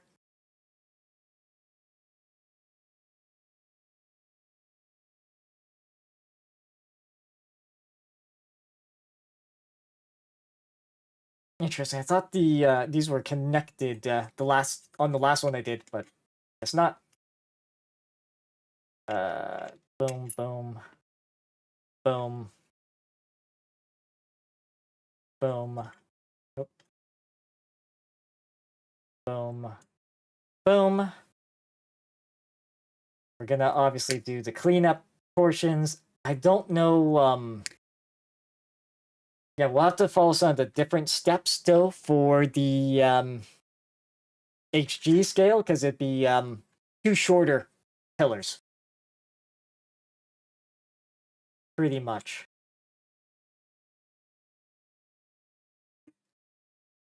Boom, boom, boom. Yeah, it's also this is in part to help me consolidate things on my shelf. So if there's a couple of mobile suits that fit a theme, I'm probably gonna try to keep if they're HG size, keep them sort of together. But then again, the only HGs I have that are not on a base right now are the Seed Freedom ones. So, all right. Now, get this. Ah, nope, I didn't quite put that one cleanly. Okay. Yeah, because the goal is, you go flush, do that, go flush, do that. All in the practice. For the real thing. Although it's gonna be interesting. We'll see how far we get. I was expecting this to go maybe a little quicker, but then again, posing the stuff is it is a struggle sometimes. So,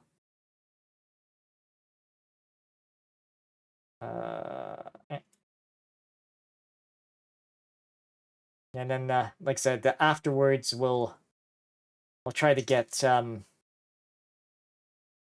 the at least some of the BattleTech minis sort of magnetized base-wise, because that is a thing I want to do with them.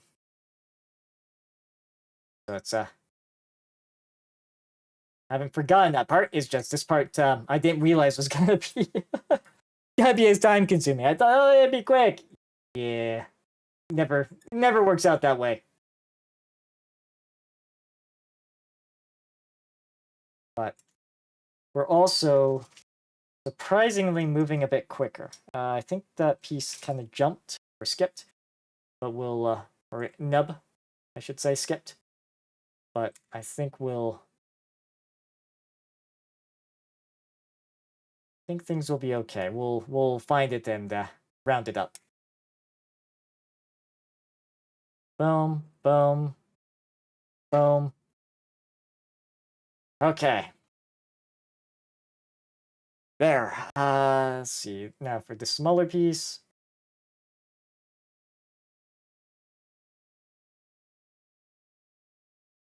Just trying to do these in the nice.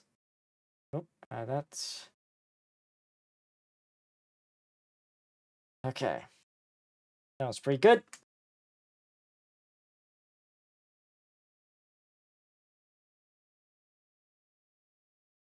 Boom, boom, and boom. Okay, one more. And sorry if my hands are not quite towards the center here, but boom, boom, boom.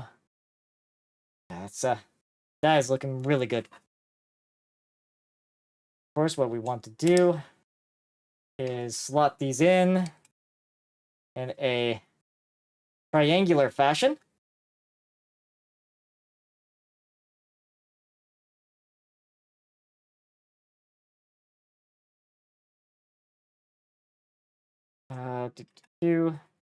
And these, in theory, you could link more of these particular bases together. You could link more of them together, like if you had 2 action-based force. But yeah, I'm not gonna worry about the. Actually, I need to take a look at what, not the Mighty Freedom, but more the Justice. Because typically, what I'll do too once I'm done with the kit is just put the instructions into a nice bag so I can take a look. All right, so we'll have all the stuff around for later. That's the sticker sheet of the stickers we didn't use. Okay, so I need to take a quick look at how to base the thing. Let's see. Or does it not really say? Because these are all going over the weapons. Ah, yeah. So it goes over how to base the backpack. So it uses oh yeah. So action base 7.3.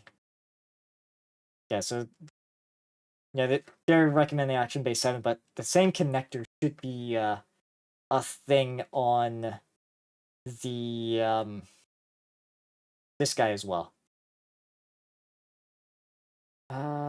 Just trying to see if there wasn't anything specific for. Oh yeah, here. Yeah, 7. Number 3. Number 3. Okay, yeah. All right, so it does make use of probably. Where are the connectors? Not that. Let's see.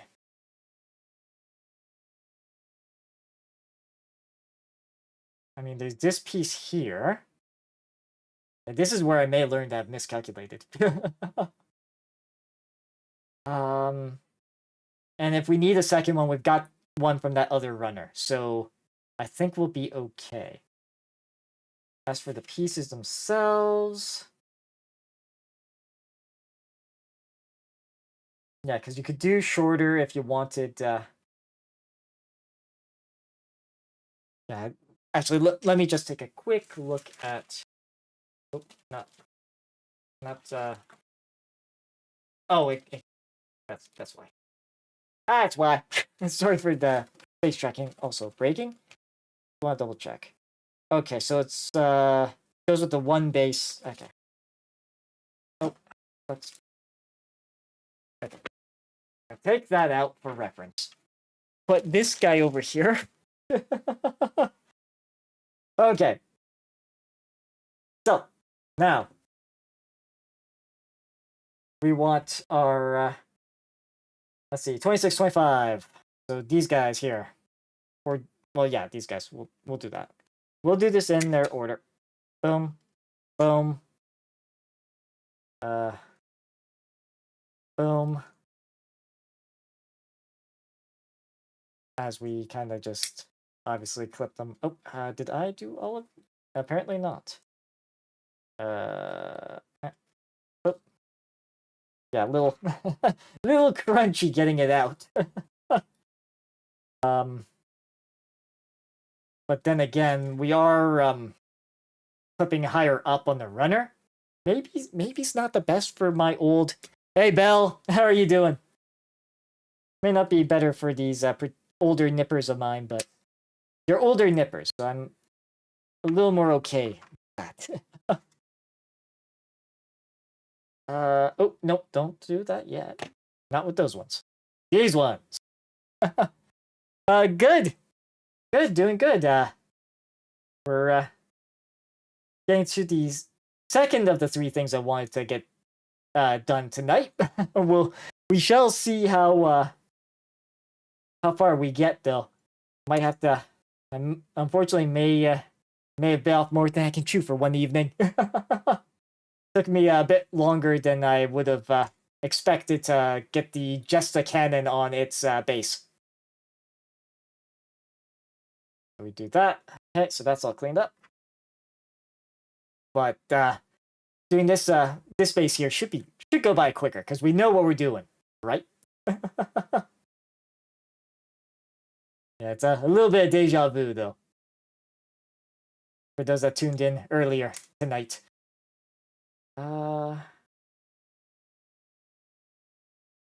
Just maybe without as much confusion.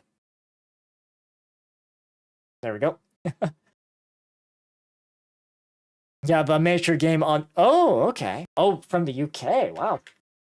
Yeah, it's like I said, the minis that I want to get sort of prepped, or at least bases magnetized is of the BattleTech variety. So, let's just be careful which one of these we're using. Okay, so we got that. Then we want 29. Is this guy here? Yeah, that's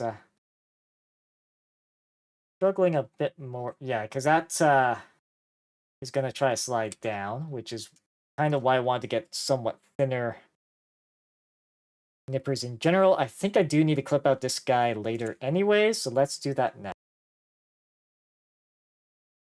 Okay.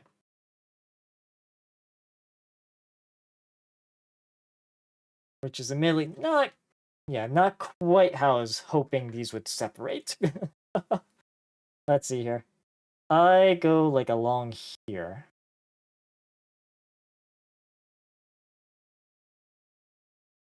There we go. There we go. Those guys out. Yeah, it's a travel box game. So the miniatures are very small. And comes with its own terrain. Yeah. Yeah, it's the BattleTech Alpha Strike box, and it's sort of co-op expansion. BattleTech Aces Scouring Sands.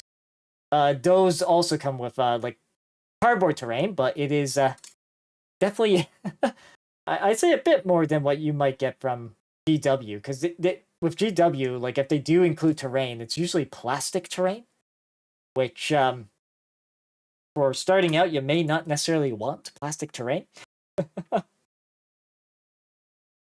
But yeah, so that, do that, do that. Awesome. Doing pretty good on the clippings there. Now the next two pieces I'll want to get are the like these guys.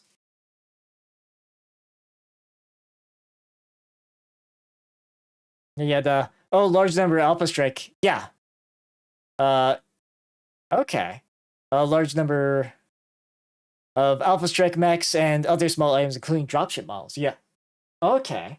Yeah, it's one thing I kind of like with BattleTech, or at least Alpha Strike and I guess Total Warfare slash Classic, is that you can use the same models for both, depending on the type of game you want to play. So that is actually really that is really cool in my opinion, and it doesn't seem as costly to get involved into their hobby compared to say Games Workshop, at least for like standard sort of games.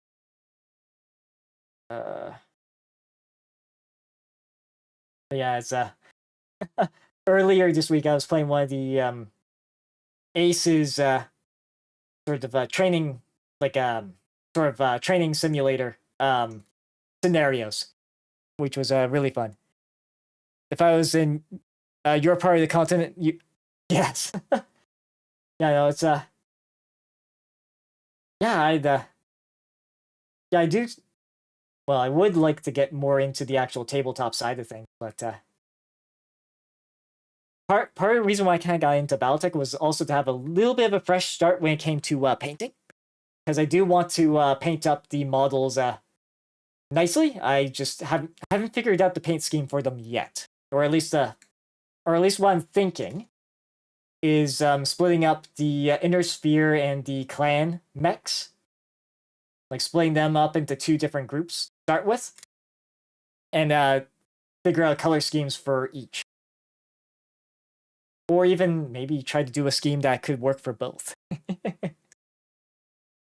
So it's yeah, it's a lot, a little bit of planning going on in the background. All right, so on this side of things, I want this guy. This guy needs to go like this through. I think this was second though. Yeah, technically a second. So let's get this piece on first, because that does rotate and pivot. How painful it must be for you. Yes. Well, part of it too is like one of the things I need to still check is the Citadel paints I have. They are a couple of years old.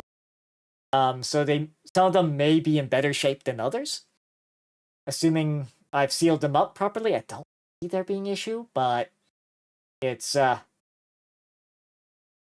don't necessarily see there being issue, but I think it's probably wise if I paint at least one model up anyways, off stream, just to see what I want to go with, and maybe make a stream or two of it once we get there. As you paint, just don't brush them off. Yes, I know it's but one of the things I like doing with minis is magnetizing the bases, and that generally works best early, because problem with using super glue on miniatures, especially if you're using acrylic paints, if you actually get some on your hands, you could end up tearing the paint, which is not what you want. So, and we got that. It's a little tough to do, but that's fine. And then here, I think this is more if we want to do like, well, actually, we got a couple. Sorry, no, we do have a couple of things we can do with HGs with this. Boom, boom, boom. So we'll get these guys popped out as well. Oop. Yeah, so that's why I generally like to do those sort of things beforehand. If you're careful, like it's not gonna be an issue, but it's not being error prone. Nope. But one of the things too, with the Alpha Strike side of things, I with my RL friends, I did share a picture of me setting up for the one in the books. There's a like I said, a training scenario which kind of lets you is not like a guided tutorial, but it does let you get an idea of what you're getting yourself into before doing a full campaign in their Aces system. So I was doing that and showed a picture of that, and a couple of friends were interested in trying it out. So I'm being a little careful about painting the models we'll be using as a demonstration sometime. But that's more because I don't want to have like partially painted models while we're also playing around with them. So it's but yeah, like the train simulator thing had a scoring system depending on the objectives, how many enemy mechs you crippled and how many you lost, and surprisingly, despite all things, I did pretty well. Although I am surprised that the Locust did not get blown up on turn 1. The Wasp did get blown up on turn 2, though. In fact, in a big way. It's unfortunately it with the Aces cards, they ended up focusing the Wasp. Many years ago, you remember a guy used to use BattleTech mechs to play soccer, football. So as in, like, they did rules for that? Oh, not the snippers, these snippers. So as in they did some custom rules for it? Because I know some people have done like a little custom scenarios for something called the homebrew. Oh, cool. Because I know there was someone that did, or some people have done custom rules for the Irby Derby, but that was more in like a total, I think Total Warfare or the classic BattleTech. Okay, so I got this guy in. Yeah, there we go. We can move it. Good. Still on the tighter side, but we can move it. Awesome. Okay, so we got that.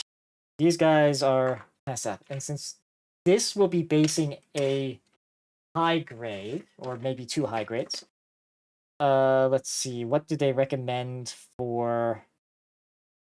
Right, okay. So there's this, I think, was it this runner? No, that's for the one, this type of base, which we might still use.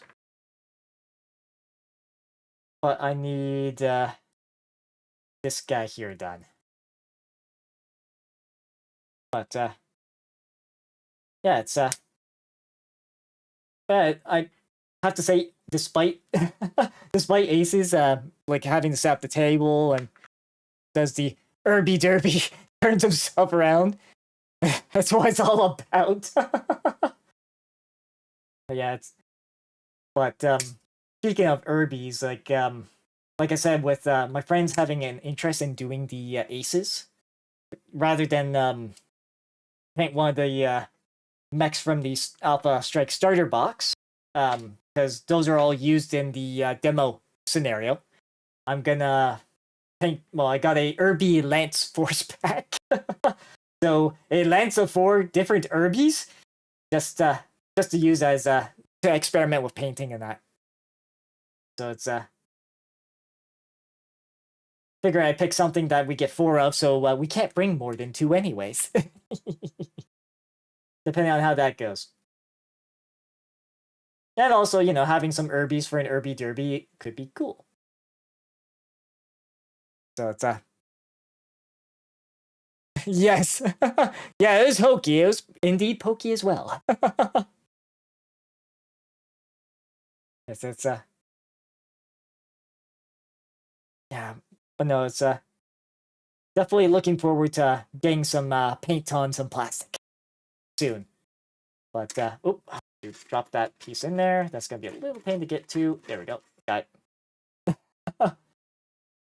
Yeah, getting back into the swing of things with painting, and then once we get more back into the habit, I'll maybe revisit some of the Games Workshop side of things.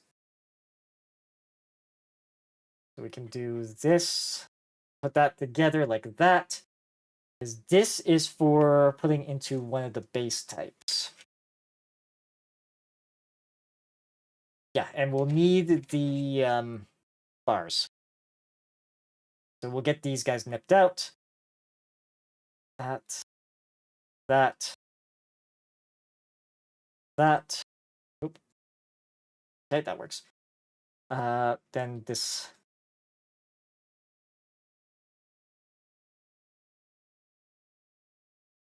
I get these guys all clipped out. This guy here. Boom, and then boom.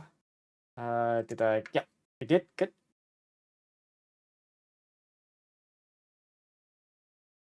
But yeah, I know. So it should be good. But like I said, learning Alpha Strike has been fun. Like it's I'll admit there is a lot. I think in some parts it is possibly a little more complex than like a more basic version of like Warhammer 40k, because you do have to do a bit more math, calculating how to hit things. But yeah, no, I'm been enjoying learning the games.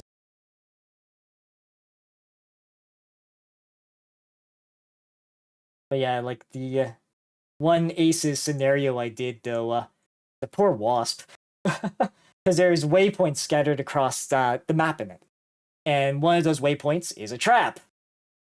And like I said, the Aces AI on the cards also saw the light mech Wasp as a threat. So they all kind of just converged, and yeah, it did not end well for that particular battle. Yeah, a assault mech going squirrel is well, not great. Good for me, but not great. Yeah, you played the solo miniature game. Yeah, Modifius Forgotten Ruin. Yes, that was the one that was in the. You mentioned that they had like the same minis, but like for different systems with that, if I'm not mistaken. My memory serves me correct there. Yeah, so that. Okay, so that's all good. I do need to get a piece for. I think it's this piece here. For what I want to do. Oop. And for the other, I can just okay, so we got this piece out. Is there another equivalent?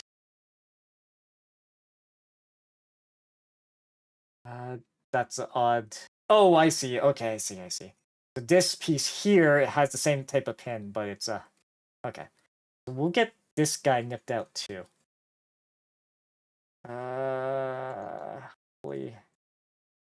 Hopefully we got that. No, you can use any miniatures for the game. Ah, okay. Because I know there was one you were talking about that was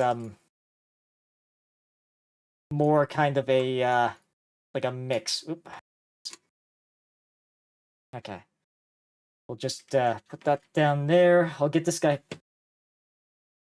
Do a quick stretch break. I won't do a BRB screen, but I've been trying to sort of time my just get up and stretch around breaks and stuff, but well, hasn't quite worked. That. And honestly, okay, we're making decent time.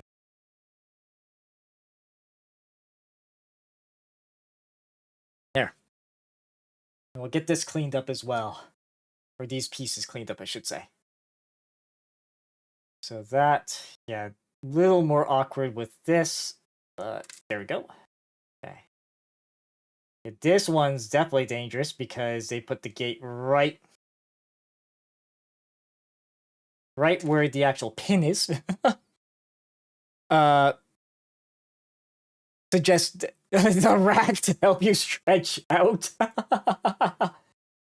It's yes, the dreaded rack. But I know it's I do well, at least like I said, I do want to try to be at least a little bit conscious about getting out, stretching, and that, because sitting for long periods of time is not necessarily great. Okay, that's all. That should be all cleaned up on those. And we do need. There's a couple of base type pieces we need. Let's see. Because there's this piece. Let's see. Yeah, because this guy goes on the clips onto that. Yeah, okay.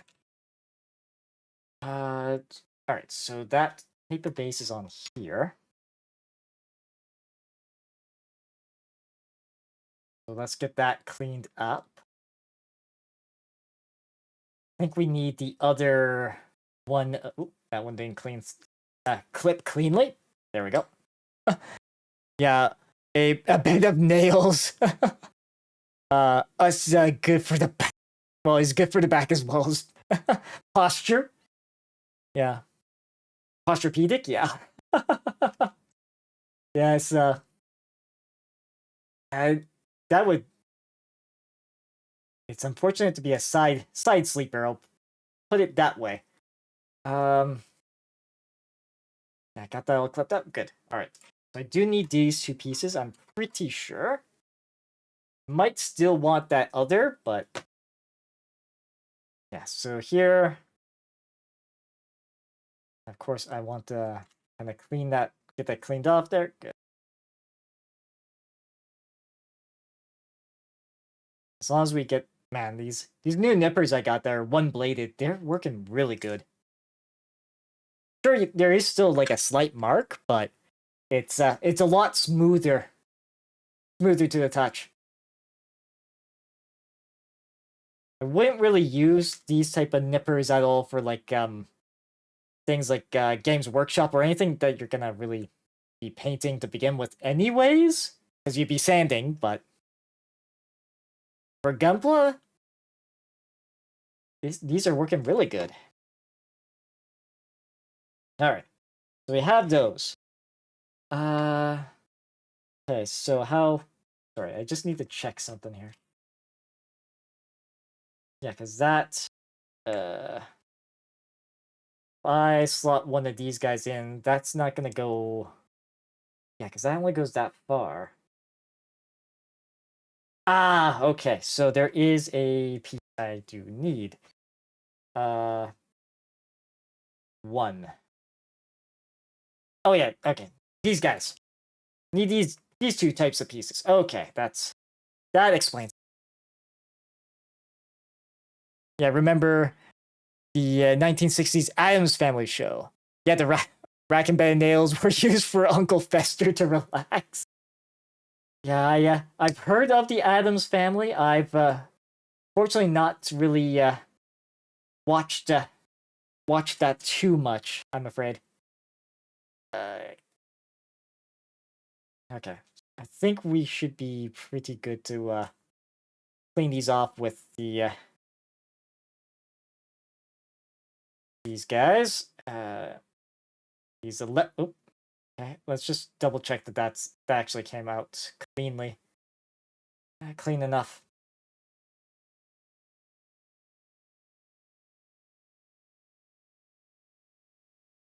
Okay, do that. Then over here. Okay. We need these pieces to go in through here. So then I think we'll probably place it like what, this? And then this side would be the standard but that no wait. Sorry, just need to check something here. Okay, so we've got this guy in place, and that would be for this guy to go in like so.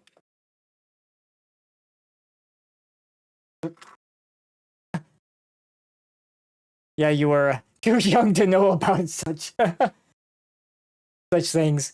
Still a kid. Just kidding. No worries. No worries. Okay, let me just get this guy. All right, so that guy hooked in. I need to take a look at what the other. Oh, is there a? Okay. There's this piece here. That's what I need.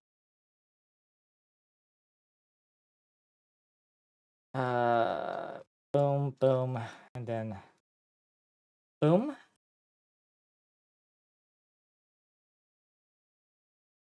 I'm pretty sure this is a piece I need now. As we nearly get this done. Okay. Because this would go into here, correct? Yeah, looks like it. Yeah, 18. That came out of 18, yes? Oop. Sorry, that's 13, 28. Those are 24. Okay, 18 was there. Yeah, I think this is indeed the piece. So what way does this need to be to work? So it's like this.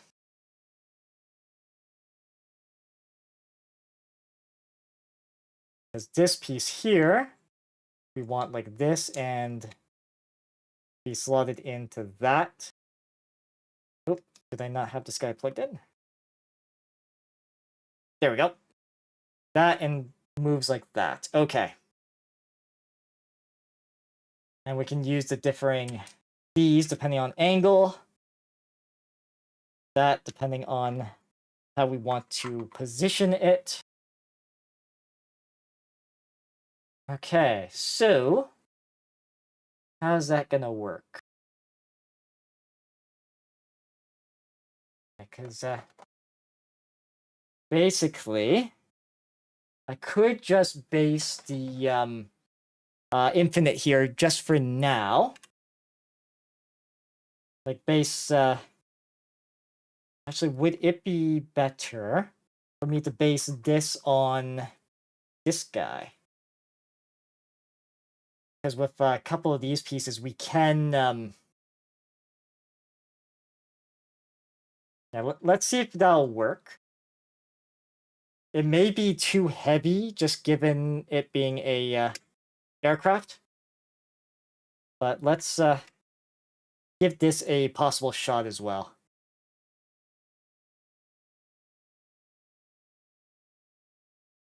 That. Oop, jeez. So my runner is already. And we'll just break that piece off because nothing else is on it.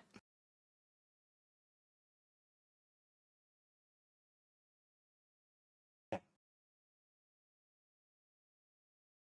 Yeah, so we can do this, get this guy all set up. Yeah, because I was thinking initially to have the because I got the Mighty Freedom as well. That's from the same particular well movie in this case, Gundam movie. So I was thinking of having them both on the same base because I think that would be fitting. But at the same time, my Mighty Strike is Strike Freedom is indeed standing pretty well on its own. So we can do that. Oh, that that way wasn't quite clean the way I nipped that out. Wasn't quite. Let's see if we can just fix that up. Okay. Not bad. Yeah, because this way 2 and 3. So there's pieces 2 and 3. That would be these pieces here. We'll clip out, I think, like this. And then here, there's one piece I haven't gotten here. There we go. Yeah, my apologies if it seems like I'm trying to blitz through this.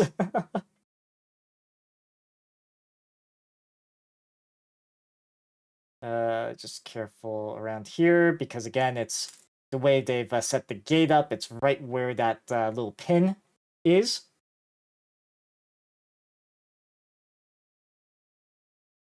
Okay. And not quite ideal to have that much extra when cleaning this with these nippers, but yeah, and there's one more.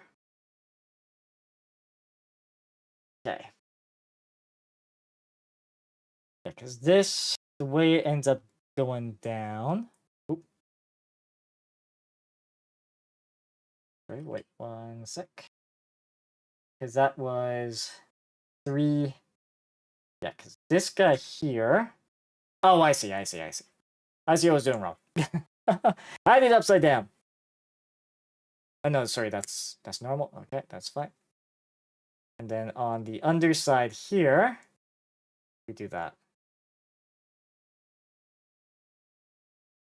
And then if we want to base that, yes, we just pick one of the holes and place it kind of like that. So if I were to, because this guy, I believe, could fit in that.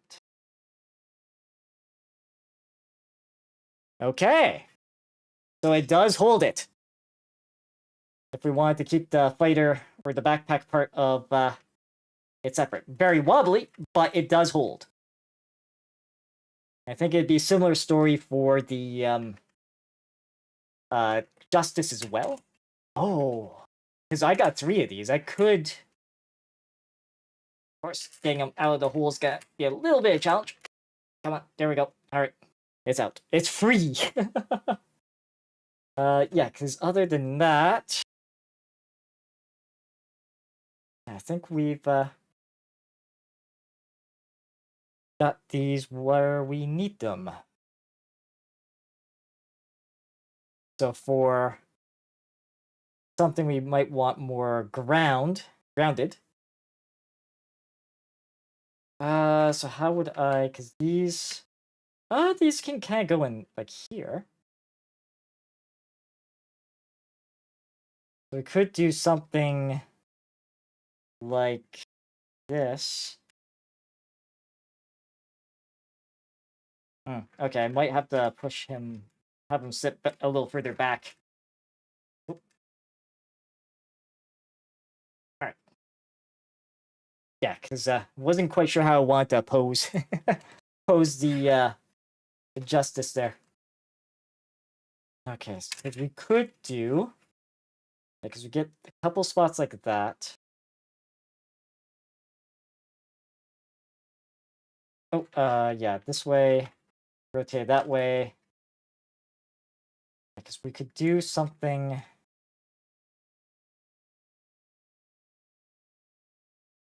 like this. Actually, is this shorter? Is this a shorter arm, or is that just same length? Same length, okay. All right, so we might ultimately want to move it more back a little. If we're wanting to do that, so it'd be like that maybe for the justice, this for the freedom maybe Okay, yeah, because he would be standing a little further over, or I could take the piece from the other one and reuse that. Connector-wise. Okay. Alright, so I'm gonna go grab that other version. One sec. There.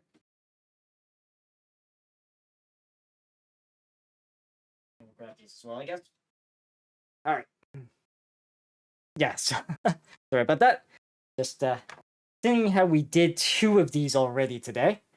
I'm gonna clip out the piece that allows us to top mount the other. This one I might have to play around with a bit more, just to see what the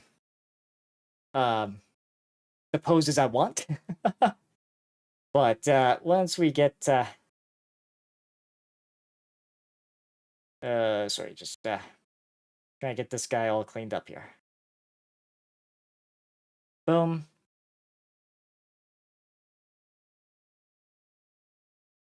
Boom. And boom. Okay. Alright, because what we can do is we can get this guy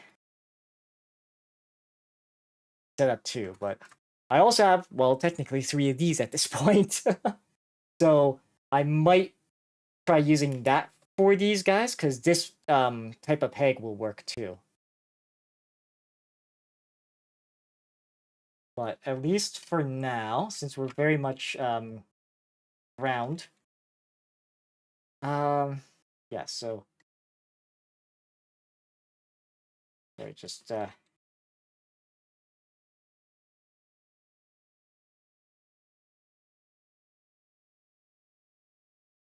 do something maybe like that.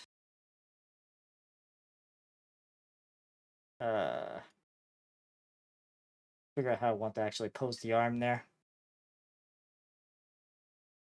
Yeah, I was thinking maybe using this guy. Maybe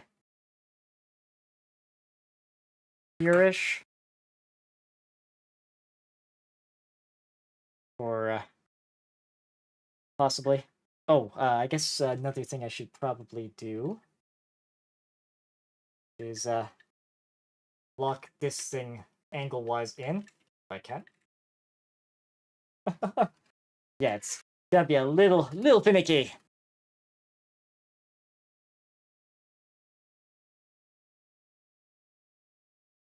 Because it should.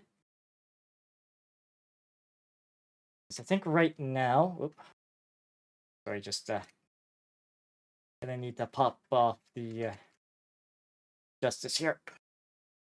Yeah, because right now that can indeed move. Okay, so that's slated or positioned nicely. Oop. Yeah, a lot of this, like, I'm not really like posing these things off the ground. Like trying to keep them closer to the ground.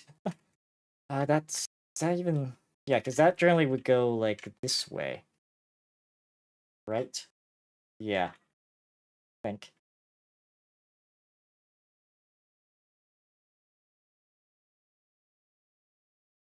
Yeah.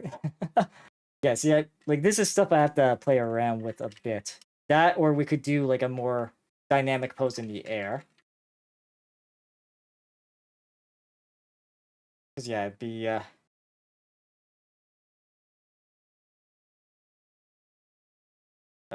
sorry, just trying to get the angle here right. There's a spot.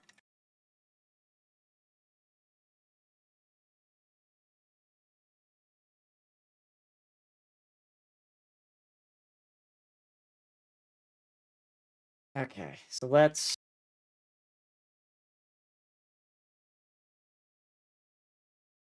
I think he's in. I think our justice is in position there. I might like I said, I might have to do some more adjustments sort of off stream, but yeah, because we could do that and put the fighter kind of in the back, because that's the back unit for the maybe even do that a little. I guess, yeah, that's definitely very wobbly. Not gonna lie. Okay, and this guy will kind of get the brace sort of set up in a similar sort of way.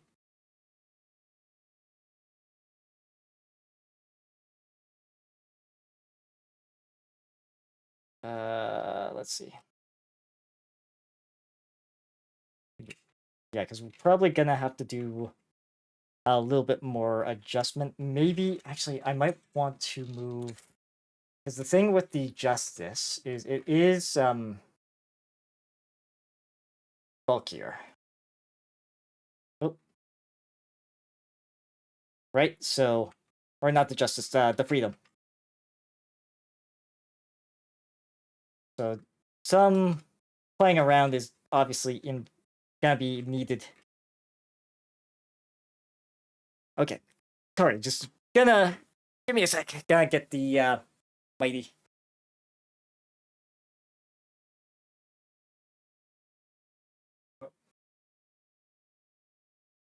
I don't really want to muck with his pose. I'm actually, with the way I got this guy set up, I probably should have the Justice on the other side.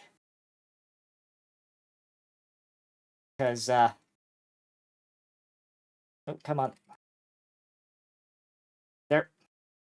Maybe wise to get this guy off as well. Or at least we'll pivot him way back. We'll pivot him way back. Because this guy, like, he also, oh, I took the piece. Took the piece with him. Okay.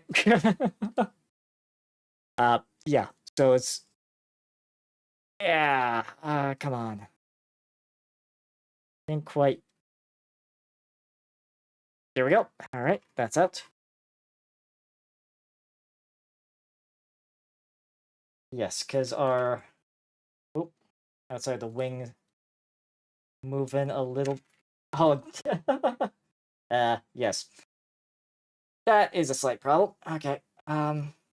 We'll get him on based first, and then we will figure out how he's gonna stand.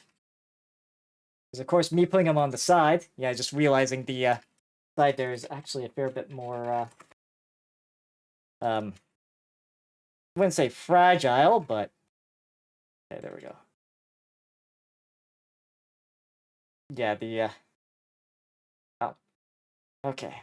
He really did not like being moved. Okay, maybe I'm second guessing myself again. Okay, let's see if I can get him sort of posed on this side. First, get back into a mostly standing pose. Yeah, this is kind of one of the only problems with Gunpla is they can be a nuisance. That might be too far. Oh.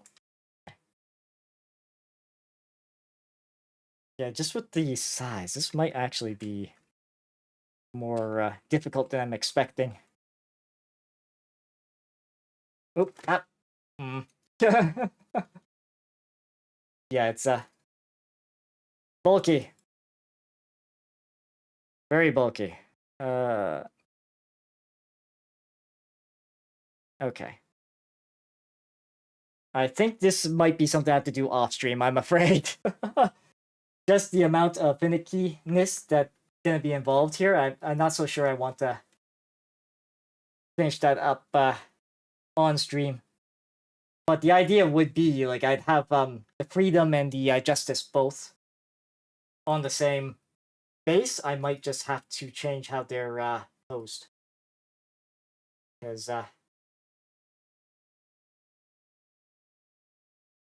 Yeah, because I've posed the freedom here kind of in a way that worked, because obviously, I can't. Oop, okay, hand popped out. I mean, that's fine. In a way, I should say that worked, but all right. Yeah, there we go. That's what we need. And okay. All right. All right, I'm gonna just get some stuff cleaned up here and ready for the next thing we want to do. So we will be right back.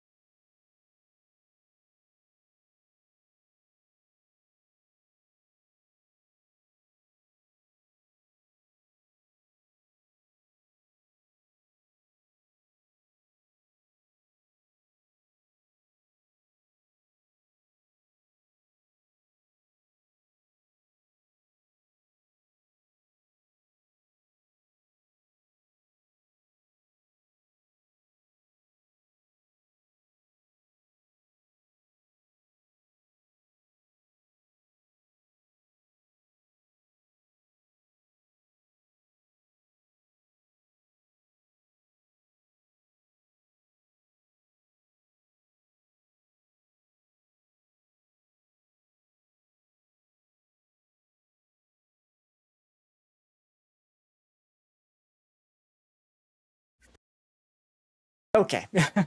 Sorry about that.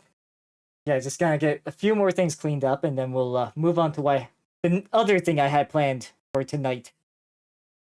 Look at that.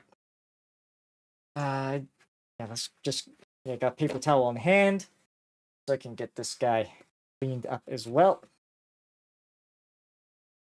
Get that guy put away.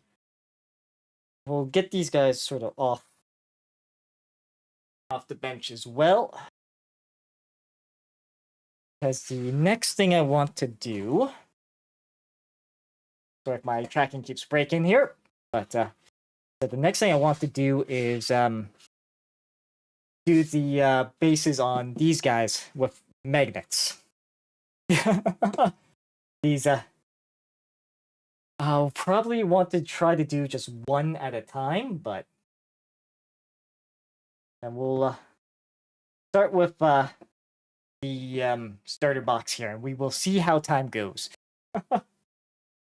Because yeah, I want to try to get these guys in a better way than loosely in here.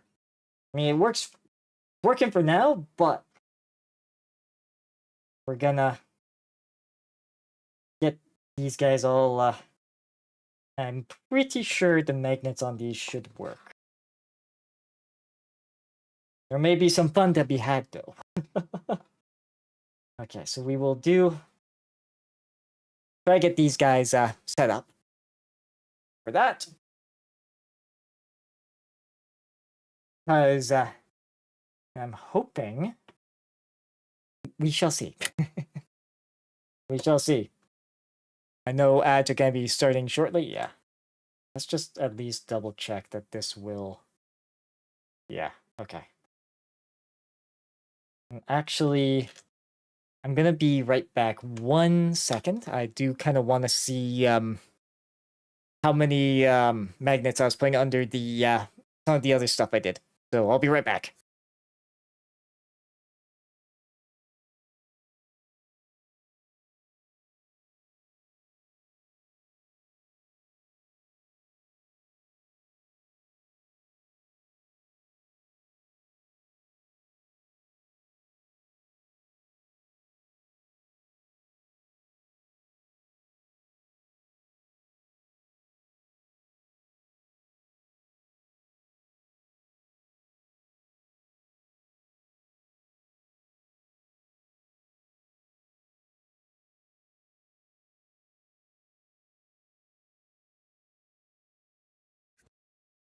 Okay. Yeah, sorry for the brief little interruptions. But yeah, it's things I'm gonna try and check here. Okay, it's just one on the Primaris. Okay. Okay. Just put these guys over here for a sec. All right. For those that were in ads, welcome back. Welcome back. So basically, what I want to do with these guys, I can at least show how it got with my other Warhammer Matrix here. So on the underside of these guys, I have put a magnet. So I want to do the same for these guys. Like one magnet seems to be enough for something this roughly this size. It maybe is a little on the weaker side. Like it is easier. Like two might be better, but we'll do like one at a time. Because it's a little stronger setup on. Although this one a little more dusty underneath. For my sergeant here of a first board. Yeah, there we go. I'm just gonna get those guys all boxed up. Basically, how it's gonna work? Well, we'll get the bases set up, and then oops, sorry for breaking tracking again, and also maybe trailing voice. We'll get that set up, and for that, and once we get the magnets on them, they'll have to sit for 24 hours, basically. So this is really smooth surface, so we do want to rough this up as well. I'm hoping this will be a effective way. I'm hoping. And we're just gonna rough up the whole thing. But yeah, it's obviously with working with magnets, it's they're dangerous things. So obviously keep them away from pets, children, things that want to eat random stuff. Because yeah, having a magnet in your system, not a good idea. But yeah, we'll just get that scored up a bit. Hopefully that'll be enough. But yeah, if I had like some sanding paper, maybe that would have worked a little better. But yeah, because I mean, this is more.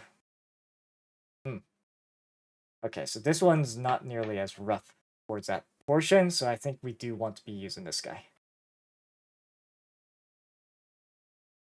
Yeah, it's just like I said, we want to score / rough up the underside because this is really smooth. This is actually smoother than Games Workshop's stuff. So we're just gonna do that. Hopefully, and of course, this is being under the base. It's not. No one's gonna see under here. No one. So it's if it's a little messy, it's probably not gonna be a problem. And we'll just I think we will just start with just move the 5 clan mechs over there. And with the archer here. And they'll probably just do one magnet at a time, because trying to do more on a base this size is... We're gonna be asking for trouble. We're gonna be asking for trouble. So, and yeah, outside that, obviously super glue, magnets, the right size. And yeah, we'll be hopefully golden. And if I need to, like, gloves wise, I can do have some gloves on standby just in case. I think that'll be needed. We'll probably place a magnet kind of like closer to the middle if we can, if we got the finger dexterity for it. So yeah, because the thing I'm worried of, obviously with this being a very smooth surface, is getting a magnet in there. I'm hoping this is enough to rough it up. This part might be a bit trial by fire, to be honest with you. And I say that because well, it we may run into, like I said, some hiccups along the way here. Nope, just yeah, just kind of scratching up, scoring, roughing up the bottom here is kind of our goal.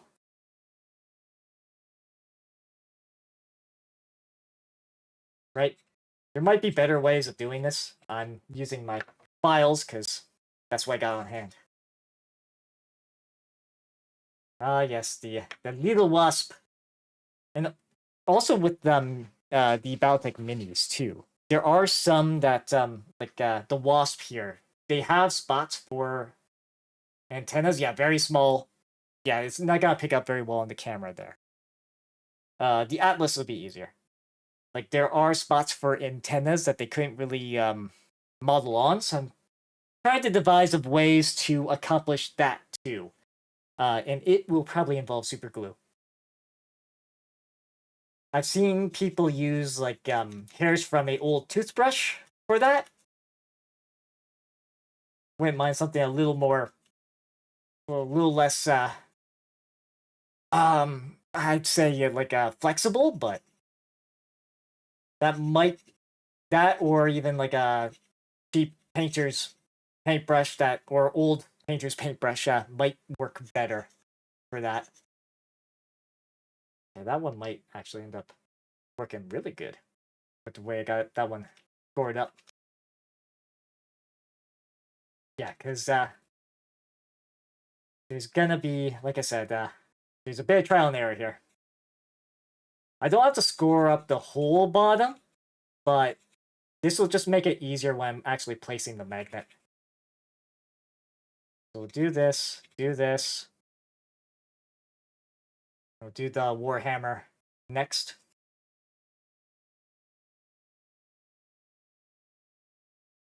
And these ones without anything fancy might be the easier ones to start with.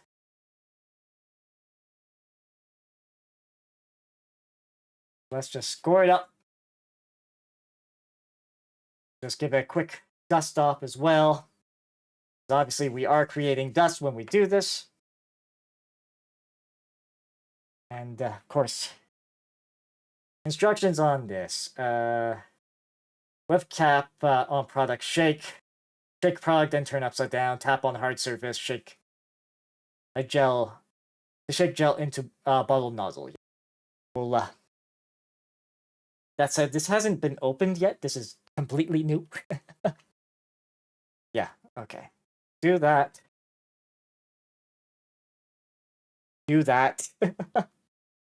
And yeah, hopefully.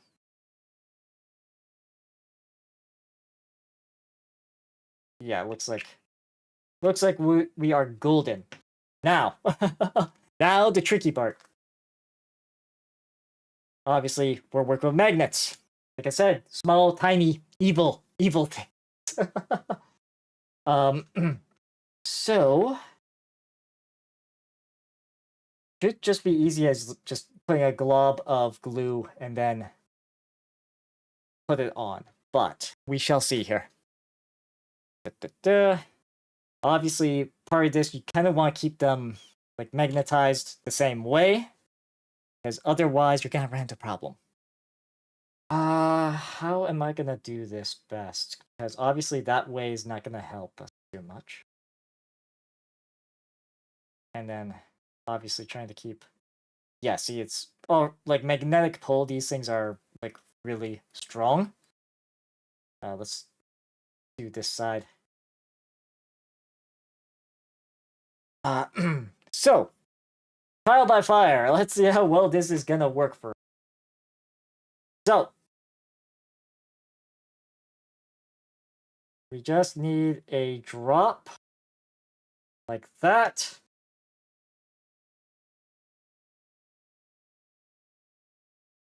And this is where things are a bit tricky. because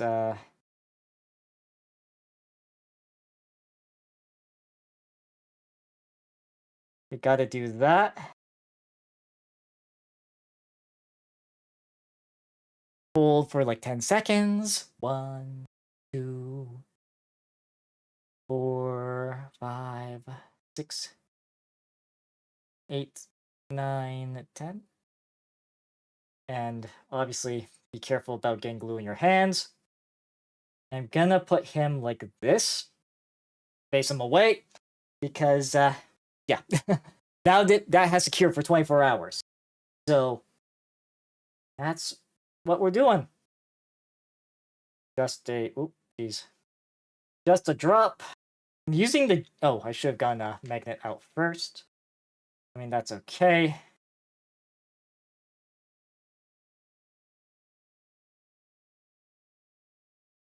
Do that. Now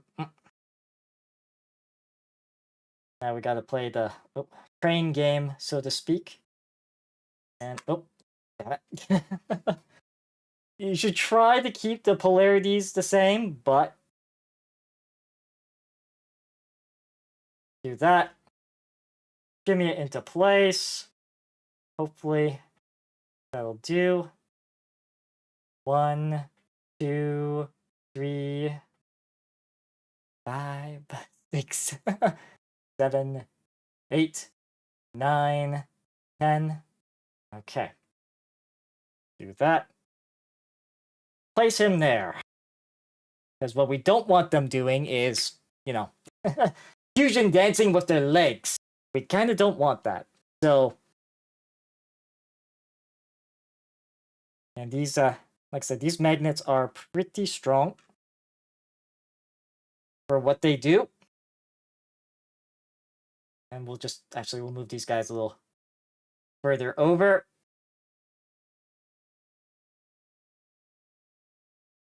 Oh, yeah, just a drop. Just a drop is all we need.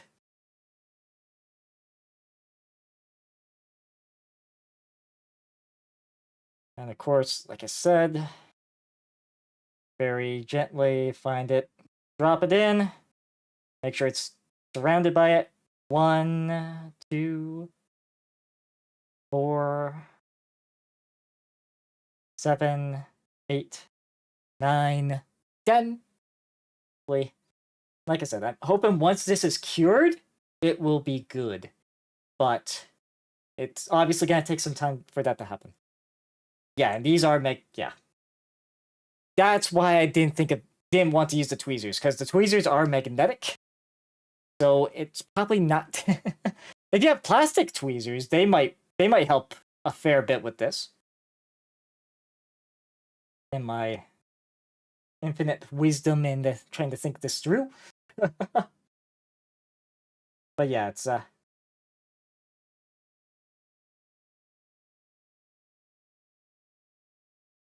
drop there. Take the magnet, get this archer. It's 1. All right, so that is in, and then we just do this. 1, 2, 4, 6, 7, 8, 9, 10, because that's just how this type of glue seems to work. Also, of course, if you get stuff on your hands, just be careful of that. Like I said, I was thinking gloves, maybe, but just keep them sort of separated. Next member of the Lance. Alright. Let's do the Locust. And speaking of the Locust, when using magnets, lift from the base, not the waist.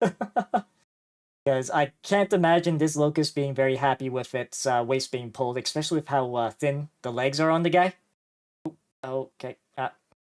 Yep. I hope that's gonna be a good seal. 1, 2, 3, 4, 5, 6, 7, 8, 9, 10. And I'm hoping that's going to be a good seal.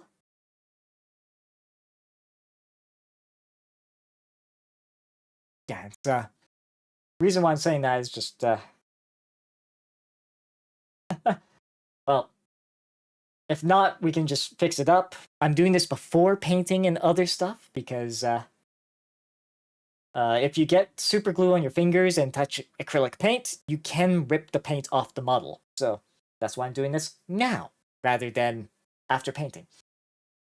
It can be done. It's just you have to be a little more careful. All right, so that the Phoenix Hawk. This is actually a pretty awesome medium in the game, just because how far he can jump. I hope that is enough. Like it's hey chums, how are you doing?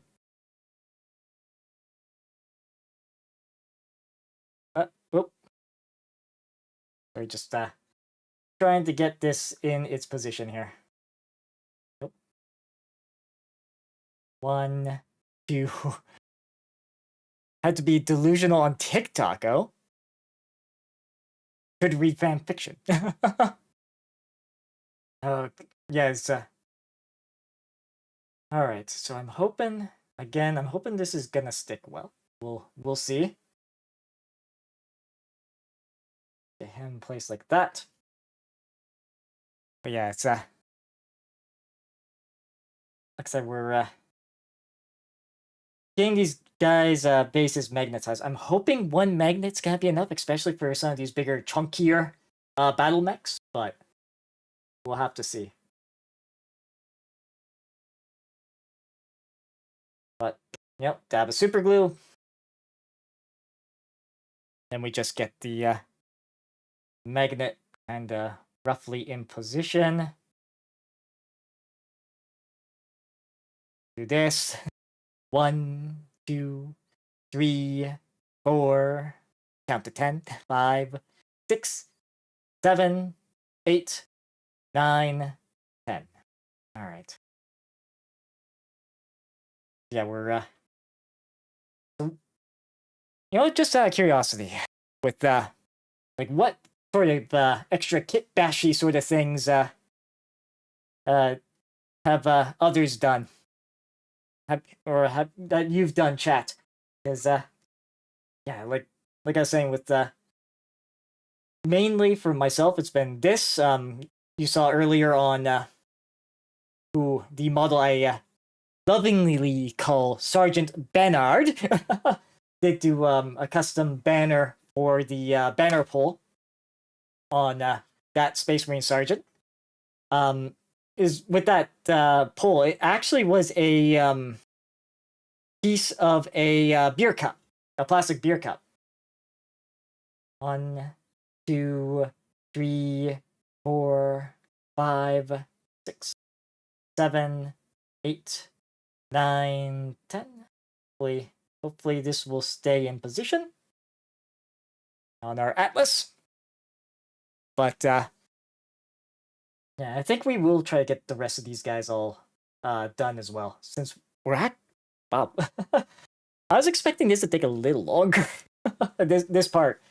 I guess I could have done some cleanup on the mold lines and stuff. I'll do that after the super glue sets. Oh, and he's actually kind of dangerously close to problem. Just move these. Actually, that's probably not a good idea to have it near tech either. But yeah, it's the Bannard of mine that I showed earlier that had a magnet under him too.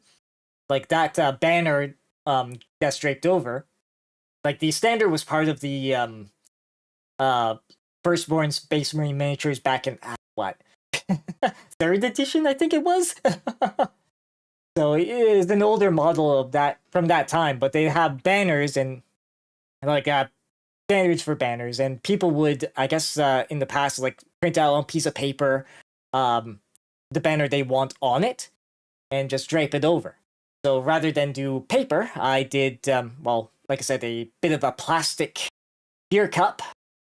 Primed that white. It was a bit of a pain to do because it was quite slick of a surface, but that, and then painted up the heraldry on it. So it was a fun little extra. Fun little extra to do. And then like magnetizing the bases. I know some people also like especially in like the Games Workshop side, they'll magnetize the like different weapons options. Oh, actually, before I do that, I need to do a thing. Yes, that's right. Oh, let's move these. Yeah, because they're gonna stick to. Yeah, that's what I was afraid of. Magnets, ladies and gentlemen. They stick to stuff that has iron in it. Let's just maybe get that a little bit cleaned off. Okay, yeah, because I didn't do these guys because I wasn't sure how easy or quick I'd be able to do this. And I wanted to do this last night because obviously if I got super glue in my hands, I wouldn't want to be touching the plastic for the Gunpla side of things. I still will probably end up having to do a little bit of that, but yeah, scoring the bottom here to hopefully have things adhere a bit easier.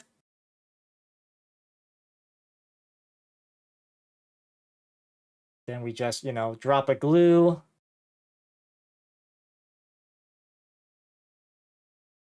Take the magnet, drop it in. I use gel rather than the more runnier versions because it stays in place easier. One, although it is twice as expensive, unfortunately. 3, 4, 5, 6, 7, 8, 9, 10. I'm just gonna array him this way so they don't try and collide with each other. I could have done these guys that way as well, but I'm not gonna touch them. It does not seem like a great idea right now. But yeah, it's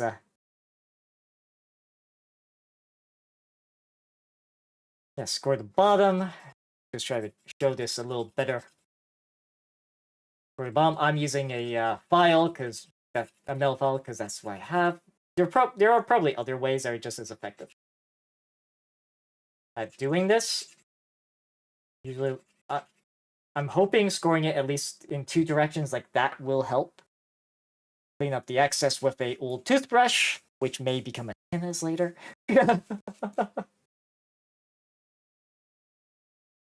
You what? I'm just gonna speed this up, or at least do this in a batch. Right? Score the bottoms, and then we'll one by one get the magnets glued on.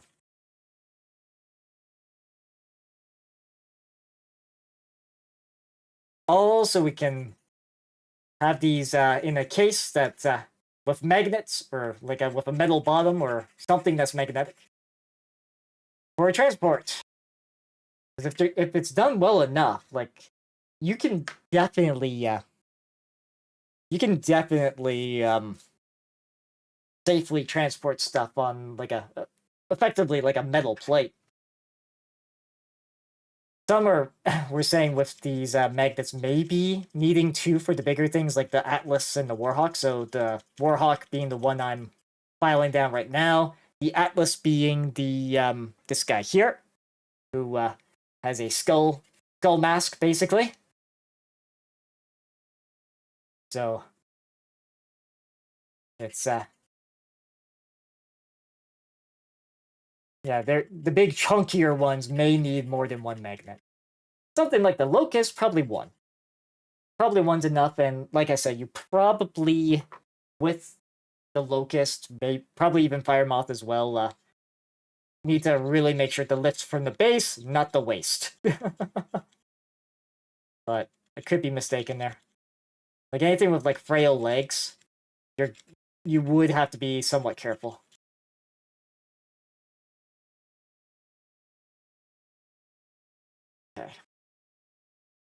We got those all filed down. I'm just gonna clean the end of this up. Put this guy here.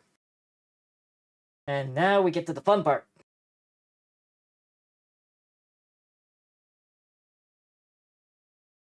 I did wipe this off of a brush, yes. Okay. That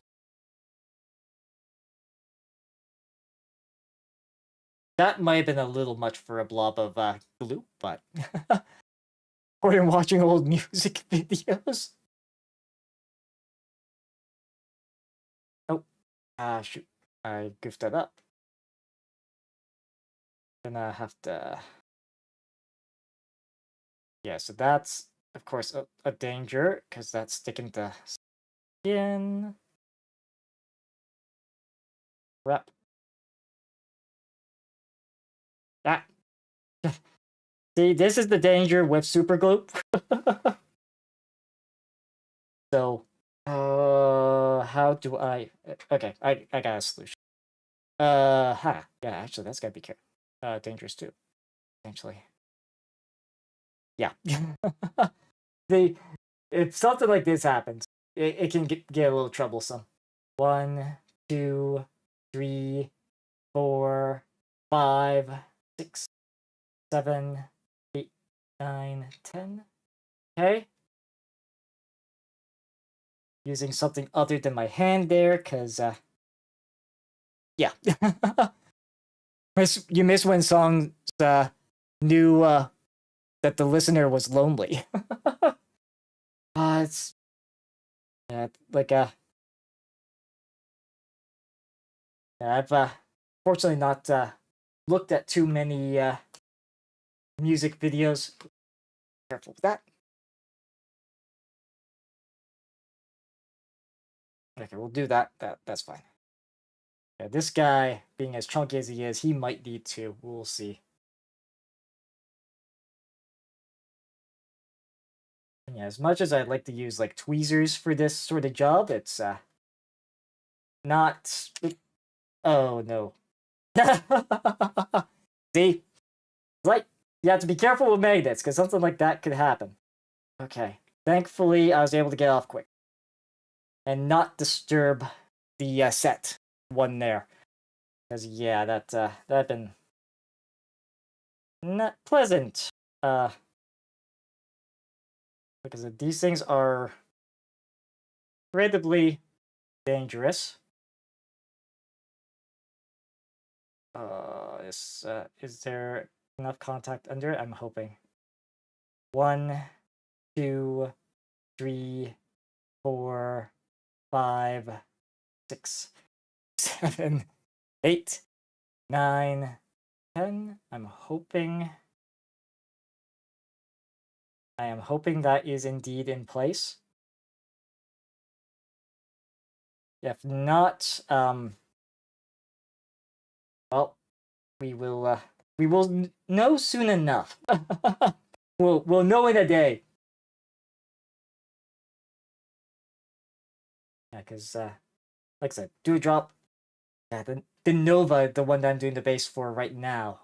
It's it is right nasty. Even in like MechWarrior Online, like I've used it a couple times, but even on the tabletop, it's nasty as a like a firing platform. Oh, that was perfect drop. Okay. 1, 2, 3, 4, 5, 6, 7, 8, 9, 10. Okay. I am hoping that stays. Yeah, we've done a small amount on ourselves of the super glue. Not great, because it does bond to skin. So yeah, that's something to be careful of. Okay. Now for the Timberwolf or the Mad Dog. Or sorry, Mad Cat. No, not Mad Dog. Mad Dog's a different one. Mad Cat. This one, obviously, he's got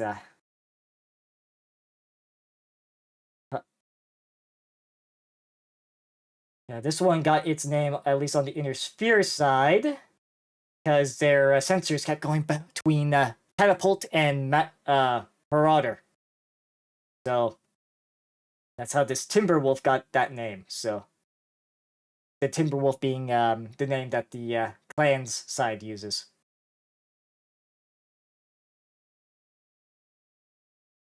So we got okay. I mean, we could flip him over like this and do that. Okay, that went by quite a bit quicker. Probably could write while you listen to music. Yeah, it's you know, I do apologize that I don't really have any like background music in my streams, at least currently. But let's see. Since we're at it, I think we'll do the Aces box as well. The Aces box has a bunch of minis too that I can that should magnetize as well. So we're gonna do that and get these guys all set up too. Oh. But yeah, it's fine. No one knows about when about when you talk about Google Play Music. Yeah, and that is a thing, as well as Apple. Apple Play's got its own music thing too. So it's yeah. So these are all the stuff from the Scouring Sands boxes. So we're gonna try and set these guys up. Yeah, I'll put the lid on this guy too. Oh, use it, but they shut it down? Okay. Yeah, because they, I think, gone more towards Apple. Not Apple, sorry, YouTube. YouTube Music. And sorry for my tracking breaking there, just moving some stuff around. Yeah, I'm gonna just move some of these guys around here. Just to get some more desk space here to work with. Boom, boom. And sure, we'll get the Warhawk out and facing this way as well. Okay. The desk there you got from a teacher when they used YouTube instead of Google Play. Yeah. Yeah, that's true, because if you're doing stuff in class, you probably... Yeah, this guy here might be a 2-magnet one. This, I believe this is the Bane. Battle mech. This one's, as far as I can tell, is a great, like, it's got a lot of indirect fire to it. But yeah, we're gonna get these guys all magnetized up, so it'll make it easier to transport them, rather than sitting loose in a box. Like I said, score up the bottom. Make it decent there. Let's just put that guy there. And we'll just get all these guys scored up along the bottom. So, yeah, the Bane, the Rifleman. This one, yeah, I believe it's Rifleman. This one's got a couple of extra pieces. I won't do them today. But they've got, you can do this as a, I guess they have a Phoenix, there's a set of data sheets, like Phoenix, Project Phoenix or something like that, where it has a couple little, not spoiler type things, like bits of armor over top of these vents on the either side. So they do give you the option for both. I just haven't... I'll probably do that with if I do it as a sub-assembly, it'd have to be super glued after the fact. If I do it beforehand, it'll probably be plastic glue.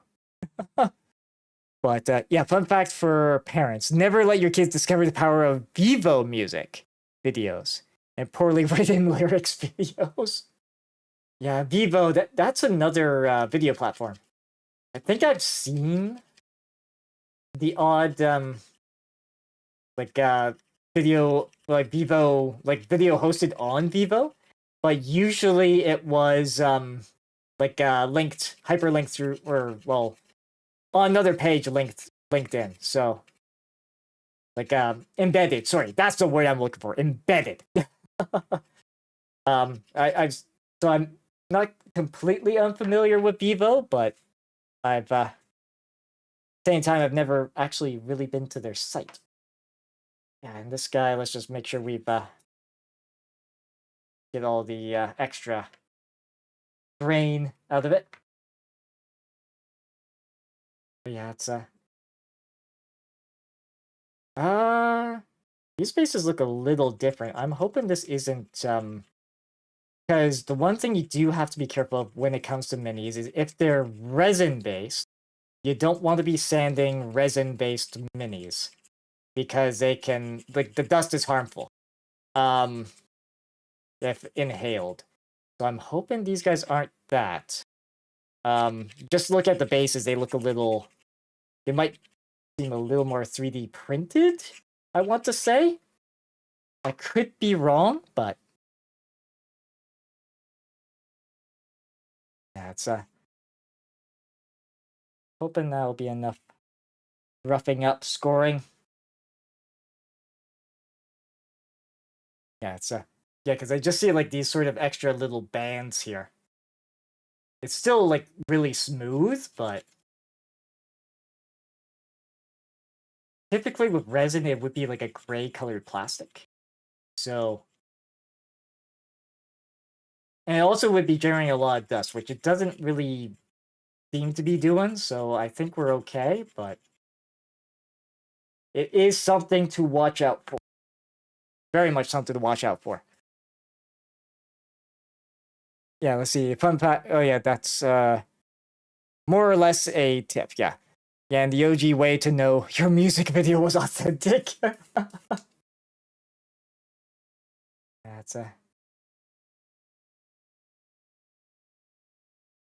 That's just gonna take a quick drink.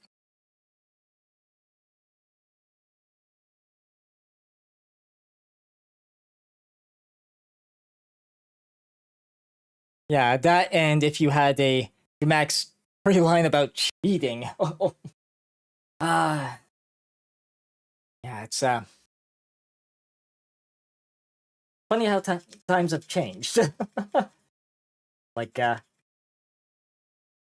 to think. I think the one that like Vine, which was kind of like the almost precursor to TikToks. I think that one unfortunately shut down a few years back, had it not? Just trying to recall like old defunct video platforms.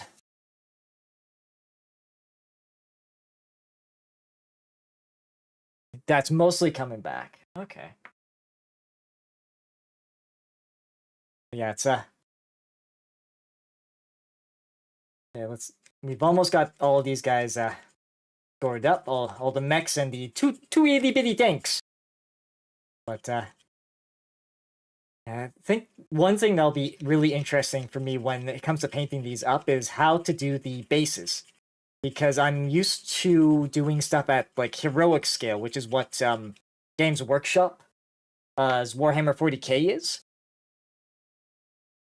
And that scale obviously is going to be fairly bit different than, you know, the scale where, you know, a tank is not even up to the knee of a Games Workshop Space Marine model. So, as this is more like a, I guess it'd be closer to the scale of Legion Imperialis, I think, for the size of the minis compared to the world.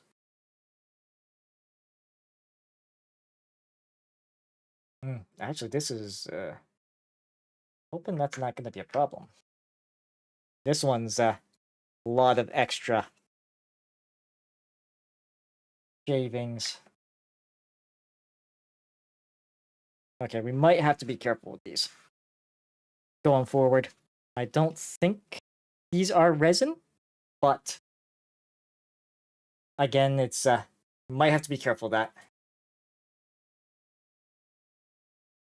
Because yeah, you shouldn't be breathing in. Mind you, these are more shavings than dust. So I think things are okay.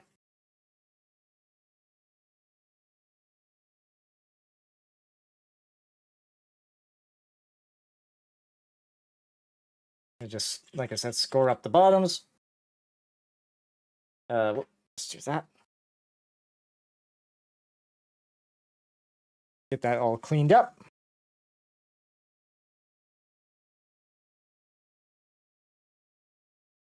All right. Now the fun part. Magnetizing them all. Like I said, that's going to be one of those challenges where we're going to have to get some magnets, dab a bit of glue, and yeah, hope we've done it right. All right, so we'll start with one of these little tanks. These guys probably would only need one magnet. Is my guess, just with how small they are, and actually pretty light. The Big Bang might need two. Just because it's a big chunky boy, but we'll figure that out, and we'll probably just do these one magnet at a time. 1, 2, 3, 4, 5, 6, 7, 8, 9, 10. That. Okay, so he's gonna be sitting kind of upright like that. But yeah. Idea though with this would be for carrying cases. But of course, we have to let it cure for a day. So once these are all done, I think that'll be it for the hobby stream. So as we work our way through here, press that in. 1, 2, 3, 4, 5, 6, 7, 8, 9, 10. And you can already see, looks like on the atlas there is a little bit of, I guess you could say, dusting, frosting sort of thing. So it's so it is starting to do its stuff. But then again, that was more because I think I screwed up in how I was placing the magnet, because we did move around a little bit. There we go. Once again, drop of glue. If you ever get bored, a fun thing is to scroll to celebrities' old videos.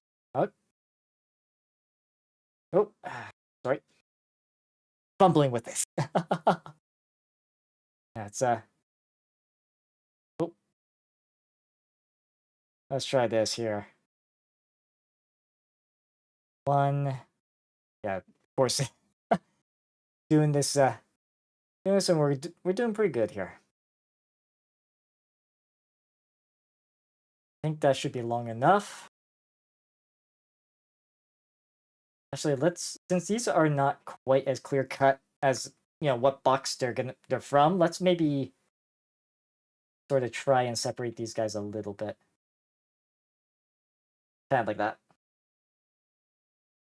Yeah, this is another little guy where you probably want to lift by the base, not the waist. More just risk of the force pulling the model, not just out. Well, pulling the upper half of the model only. I do need to try and get that magnet here. There, got it. Yeah, our little magnet case there is tricky to make use of. Of course, if you misplace one of these, hello. If you misplace one of these, yeah, it's trouble. 1, 2, yeah, let's see. There's a ton of personalization. Yeah. I mean, there's a lot of people that have done sort of like lifestyle blogs. Might be more of a celebrity thing these days, but other people have done it too, so it's alright,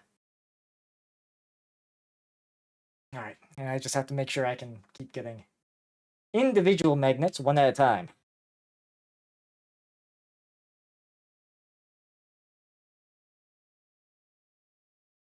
Do that. Another drop. Yeah, old YouTube was a lot. Yeah, it's oh, okay, close enough. I tried to keep these all the same polarity, but that doesn't really matter in the grand scheme of things. 1, 2, 3, 4, 5, 6, 7, 8, 9, 10. In fact, do you follow Ryan Higa on Twitch? That's all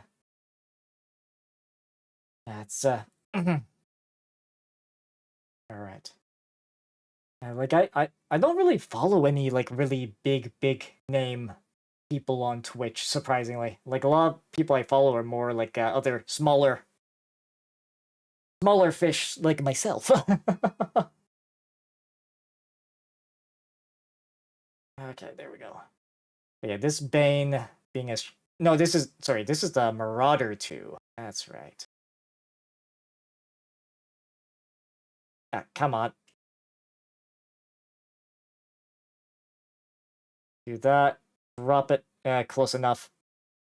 Do that. I'm gonna actually use the cap. 1, 2, 3, 4, 5, 6, 7, 8, 9, 10. Okay, I'm hoping that landed fine. We will see as time goes on here. We'll just get him sitting pretty.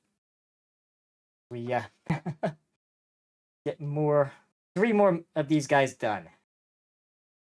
And like I said, we will have to actually, how about I do this? We'll move these guys a little further down. We'll move this boyo here. We'll do the Bane next. Oh, they're full. I'm glad this is more of a gel than a runnier liquid.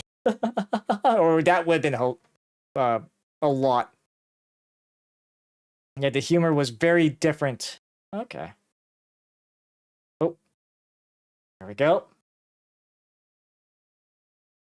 1, 2, 3, 4, 5, 6, 7, 8, 9, 10. Yeah, so should be set.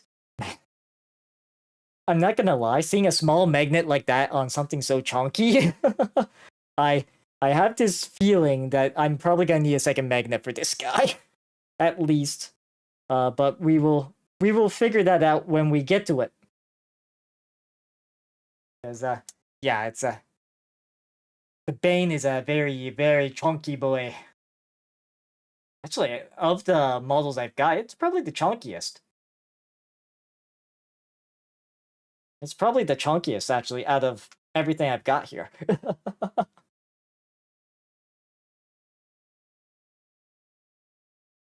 Do that. Get ourselves a... I think that could be a little more. There we go. There we go. And we'll have to be careful, of course, with the tube there. There we go. Getting better at this. Mostly.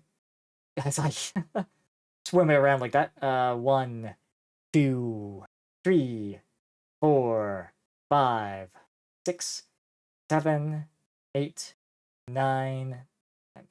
Oh, I moved it even from there. Whoops. That okay, I'm hoping that works. Yeah, mistakes do happen. Trying to get one more magnet here, because that's what we need. Alright. And now for this variant of the rifleman. Do that. Grab this. We're just gonna try to aim to drop it in like that. There we go. 1, 2, 3, 4, 5, 6, 7, 8, 9, 10. Okay. Hopefully, that is everybody. I'm just gonna, I think we'll just do a quick clean up the top at least. Okay, great. Got a little bit more on my fingers than I wanted. I'm hoping that will be fine. Let's see. Yeah, because you turn upside down. Okay. Hopefully that'll be good. And then we just put these guys away. All right. Yeah, so there we go. I think we've got them all set up. Obviously, I'm gonna have to obviously wash my hands after the fact because I think I got a little bit of super glue on the tip of one of these fingers, but or not. This is a good night's work. So, yeah, because we got the base set up and the just up pose. The base, the second base built together for the HG, Infinite Justice, and Mighty Strike. So that's really good. I'm gonna have to spend a bit more time posing them later, just because they are a little more finicky. And we got many, well, okay, mostly battle mechs, but 2 tanks magnetized on the base. We'll see if we need to add more. I'm hoping with the way I've got them placed, I can put a second without it being a problem. Because I did put them right at the center of the Bane and Atlas, for instance. So we'll see how that works. Actually, just about all of these are, except for like the Phoenix Hawk looks like was slightly off center. I can't really tell on these guys right now, but all right. So I think though we shall call it for the night. So since there's a few of us on the Twitch side, let me see. Let me see if there's someone we can raid on that side here. Just give me a moment. Just do that, just so I can sort of see what's going on. Let's see. Is there somebody? Let's see. Preferably same category. Let's see. Since there is a few of us, let me just take a look. Brains, let's see. Okay, so Jespar is... We've raided them in the past. Just seeing who else... Who else in the same sort of category? Just give me a... Just looking through. Ah, yes. Okay, so I'm gonna opt to raid, yeah, a lot of Games Workshop focused, it's either Games Workshop or Gunpla, looks like, on Twitch. So, let's see. Yeah, I think we will raid into Jasper. We raided into them in the past. So, on the Twitch side, I'm gonna prepare to raid there. For those that stop by tonight, it's greatly appreciated, as always. As for when I'll be next streaming, it will be most likely Friday at 7 p.m. Eastern Time, 4 p.m. Pacific. And that'll probably be a gaming-focused stream. And then what I'll be doing, well, Saturday, because I usually stream Fridays, Saturdays, I don't quite know yet. All right. So, with that, as we prepare to raid into Jasper Fox, Jasper Starfrost. Until next time, everyone, take care and safe travels.